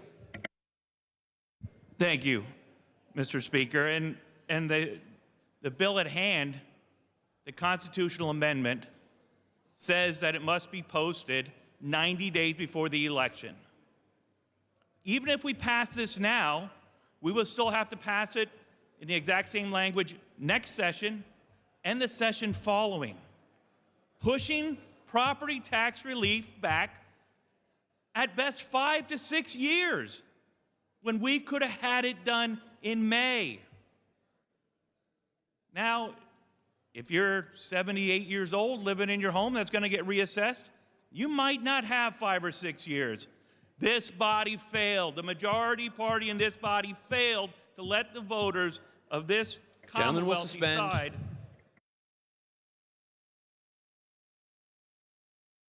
The gentleman is reminded not to attack any group of members on the House floor while discussing the merits of the legislation. The gentleman is in order and may continue, but this is the gentleman's second warning. Thank you, Mr. Speaker. And I would ask for an affirmative vote.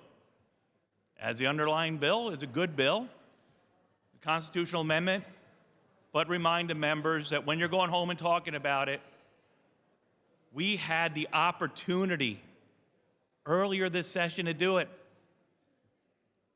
The voters that see their property taxes going up, they know we had the opportunity.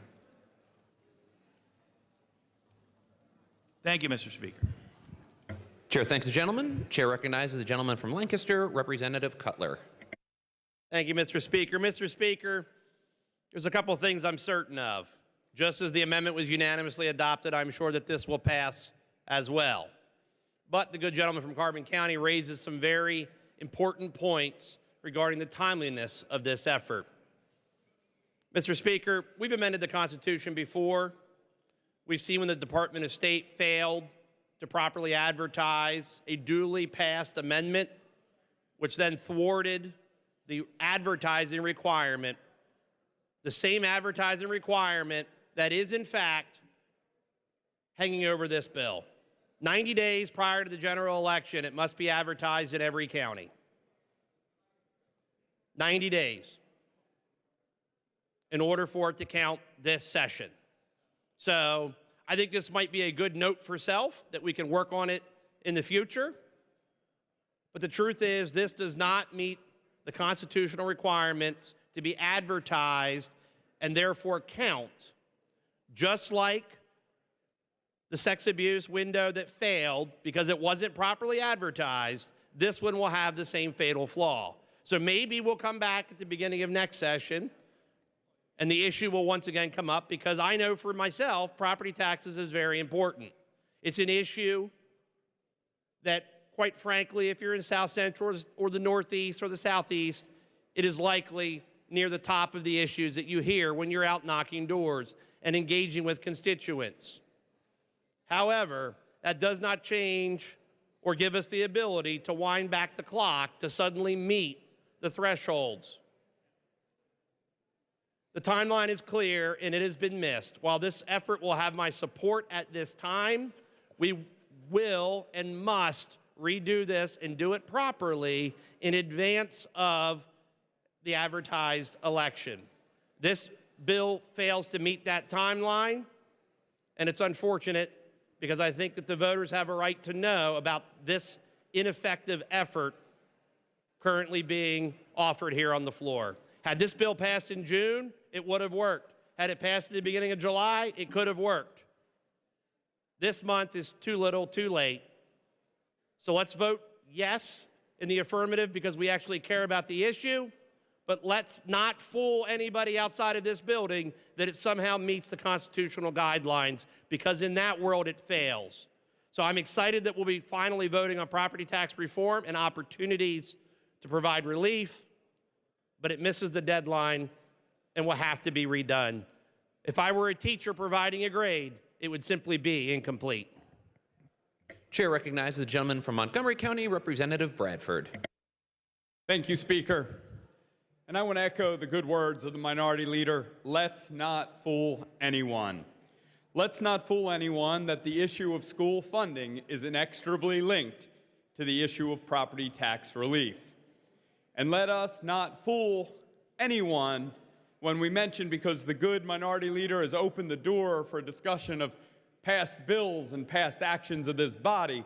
Let's remember early this session, Point of order, when in Mr. response Speaker. to a Commonwealth Gentleman will Court suspend. case. Gentleman will suspend. For what purpose does the gentleman from Lancaster rise? I believe that a prior speaker was admonished for questioning motives, and I believe that the good gentleman might be heading in that direction as well, and simply want the rules uniformly applied. I don't believe a crystal ball is in order.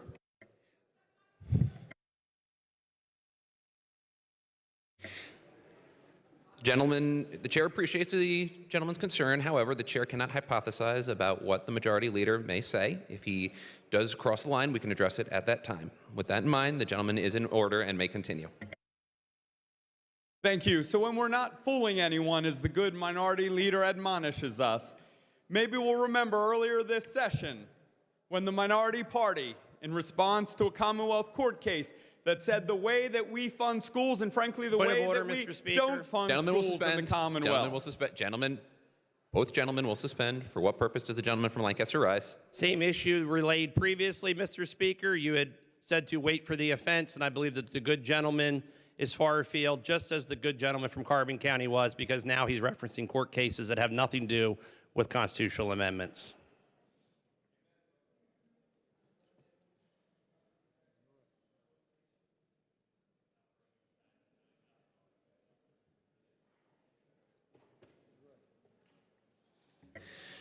It is the practice of the chair to give both the majority and minority leader leeway. The gentleman from Lancaster was entitled to leeway to discuss previous issues, as the majority leader now is.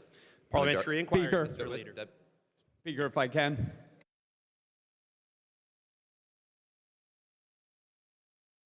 Gentleman may state his parliamentary inquiry. Does the leeway include questioning the motives of members, Mr. Speaker? It does not. Thank you, Mr. Speaker, for that clarification. I will wait to hear what the good gentleman chooses to say next. Did the majority leader have a parliamentary inquiry, or does he wish to continue his remarks? No, I would finally like to continue my remarks because I don't want to fool anyone. The gentleman is in order and may continue. So not to fool anyone, as the good gentleman makes his admonishment, earlier this year in response to a Commonwealth Court ruling, this body, in a historic measure, passed school funding, because you can't talk about property tax relief unless you talk about school funding. And I don't question anyone's motives, but I would point out, as I should, that this majority passed historic school funding, and as part of that, inextricably linked, was property tax relief. 2 members of the minority party voted with this majority to do that. The vast majority, including the good gentleman from Carbon, and I won't question his vote, voted not for that higher level of school funding. In fact, they voted differently. Now, I know the gentleman will try to interrupt again because the truth hurts. But the reality is, over the next few terms, this body has an obligation to fund schools. And if we're going to have conversations about property tax relief, as we should, and we're having that one today with the good representative from Chester County. If we're going to have that conversation, you better get serious about talking about school funding. And just interrupting and making aspersions isn't going to get the job done. Mr. Speaker. The good minority leader at some point The gentleman will suspend. The gentleman will suspend. For what purpose does the gentleman from Lancaster rise?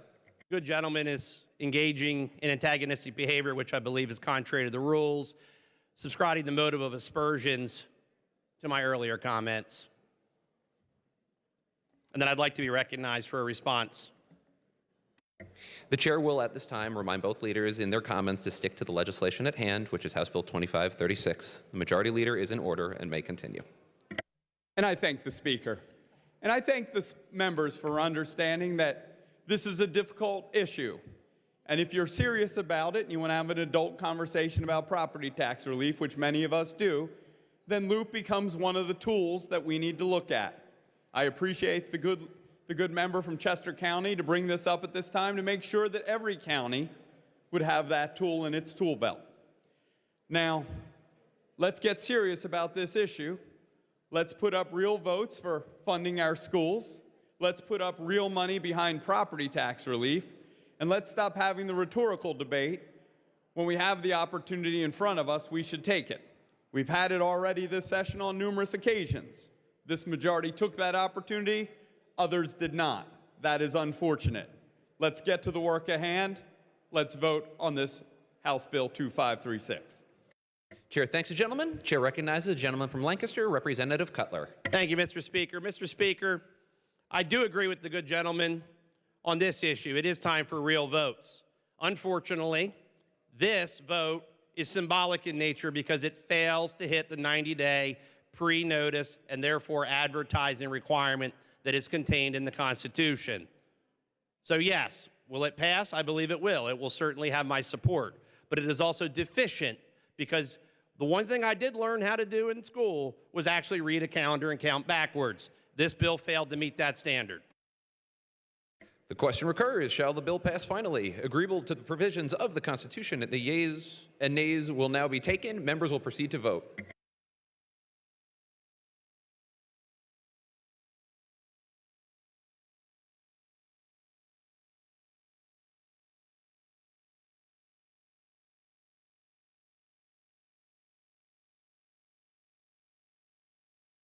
Have all the members voted? Have all the members voted?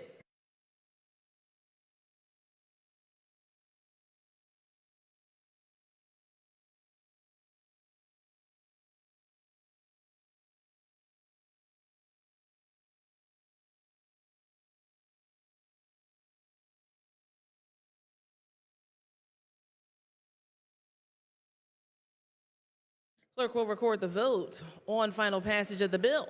The yeas are 202, the nays are 0. A majority required by the Constitution having voted in the affirmative, the bill passes the House finally, and the clerk will present the same to the Senate for concurrence. The chair recognizes the majority leader who calls up Senate Bill 765, printers number 0863, on page 2 of Supplemental Calendar A. Will the House agree the bill is agreed to? Clerk will read the title and a brief description of the bill. This bill provides good faith protection to borough officials for decision-making and provides greater autonomy to receive management services. This bill has been considered on 3 different days and agreed to. The question is, shall the bill pass the House finally? Agreeable to the provisions of the Constitution, the yeas and nays will now be taken. Members will proceed to vote.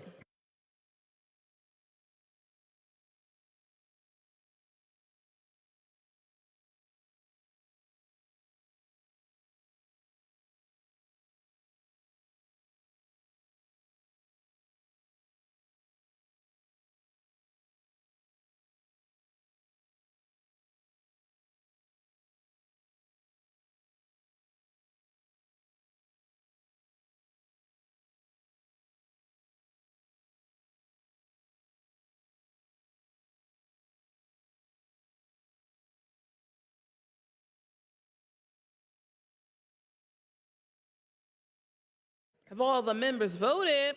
Have all the members voted?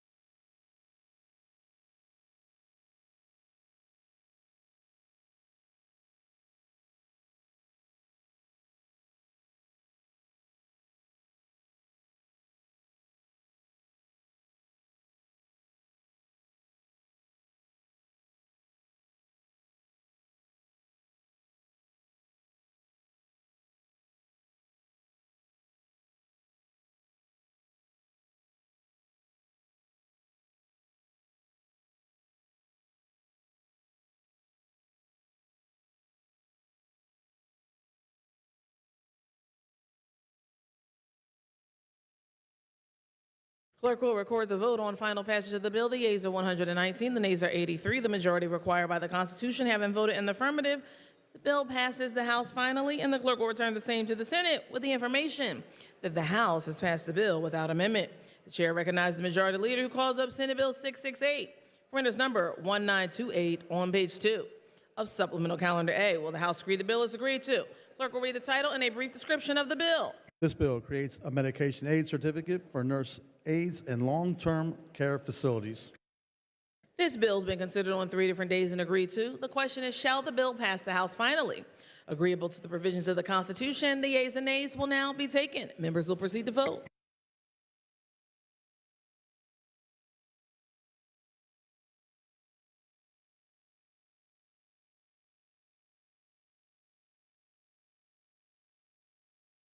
Have all the members voted?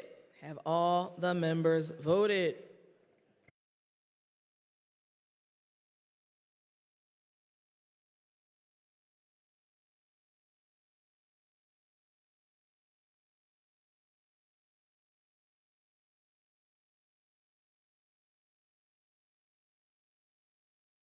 Clerk will record the vote on final passage of the bill. The yeas are 200, the nays are 2. The majority required by the Constitution.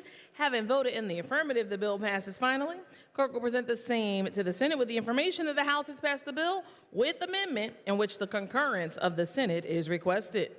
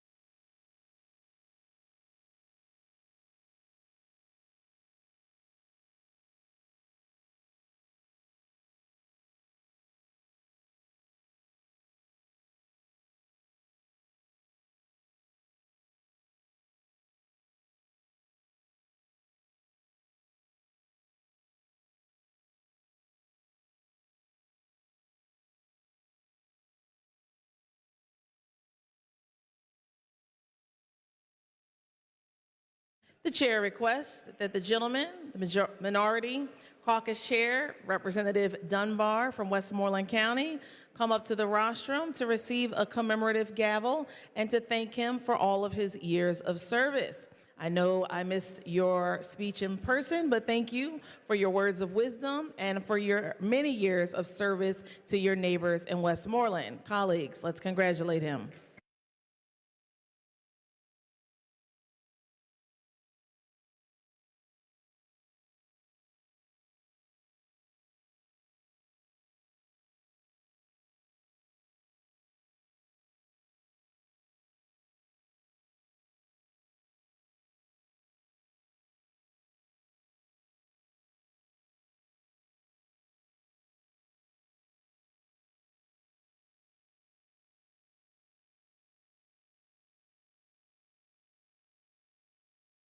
The chair recognizes that the gentleman from Blair come on up to the rostrum to also receive a commemorative gavel and to thank you for your several years of service to your neighbors back home. Representative Gregory, congratulations on your retirement.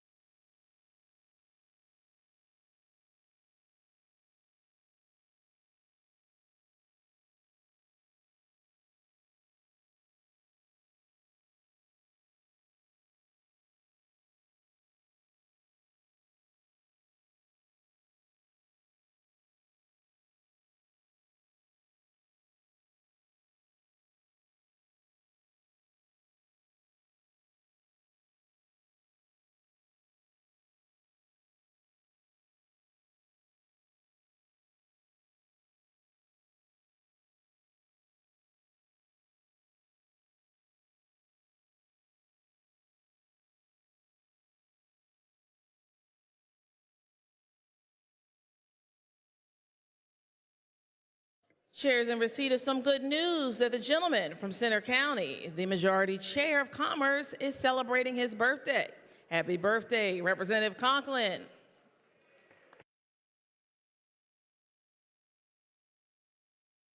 Majority Leader moves that the following bills be recommitted to the Committee on Appropriations. House Bill 1379, House Bill 1541, House Bill 2412, House Bill 2610, Senate Bill 169, Senate Bill 170, Senate Bill 801, Senate Bill 840, Senate Bill 1080, Senate Bill 1118, Senate Bill 1213, Senate Bill 1241. The Majority Leader moves that the following bills be removed from the table calendar and be placed on the active calendar. House Bill 116, House Bill 976, House Bill 1578, House Bill 2203, House Bill 2393, House Bill 2557, House Bill 2562, House Bill 2563, House Bill 2564, House Bill 2594, House Bill 2599, Senate Bill 67, Senate Bill 142, Senate Bill 211, Senate Bill 232, Senate Bill 402, Senate Bill 1056, Senate Bill 1147, Senate Bill 1232, Senate Bill 1237, Senate Bill 1255, and Senate Bill 1274. For the information of the members, there will be no further votes. The chair is in receipt of a motion by the gentleman from Blair County, Representative Gregory, that the House now adjourn until Tuesday, October the 8th, 2024 at 11 a.m. unless sooner recalled by the Speaker. The questions on the motion, those in favor say aye. Those opposed, no. The ayes have it, and the House stands adjourned until Tuesday, October the 8th, 2024 at 11 a.m. unless sooner recalled by the Speaker.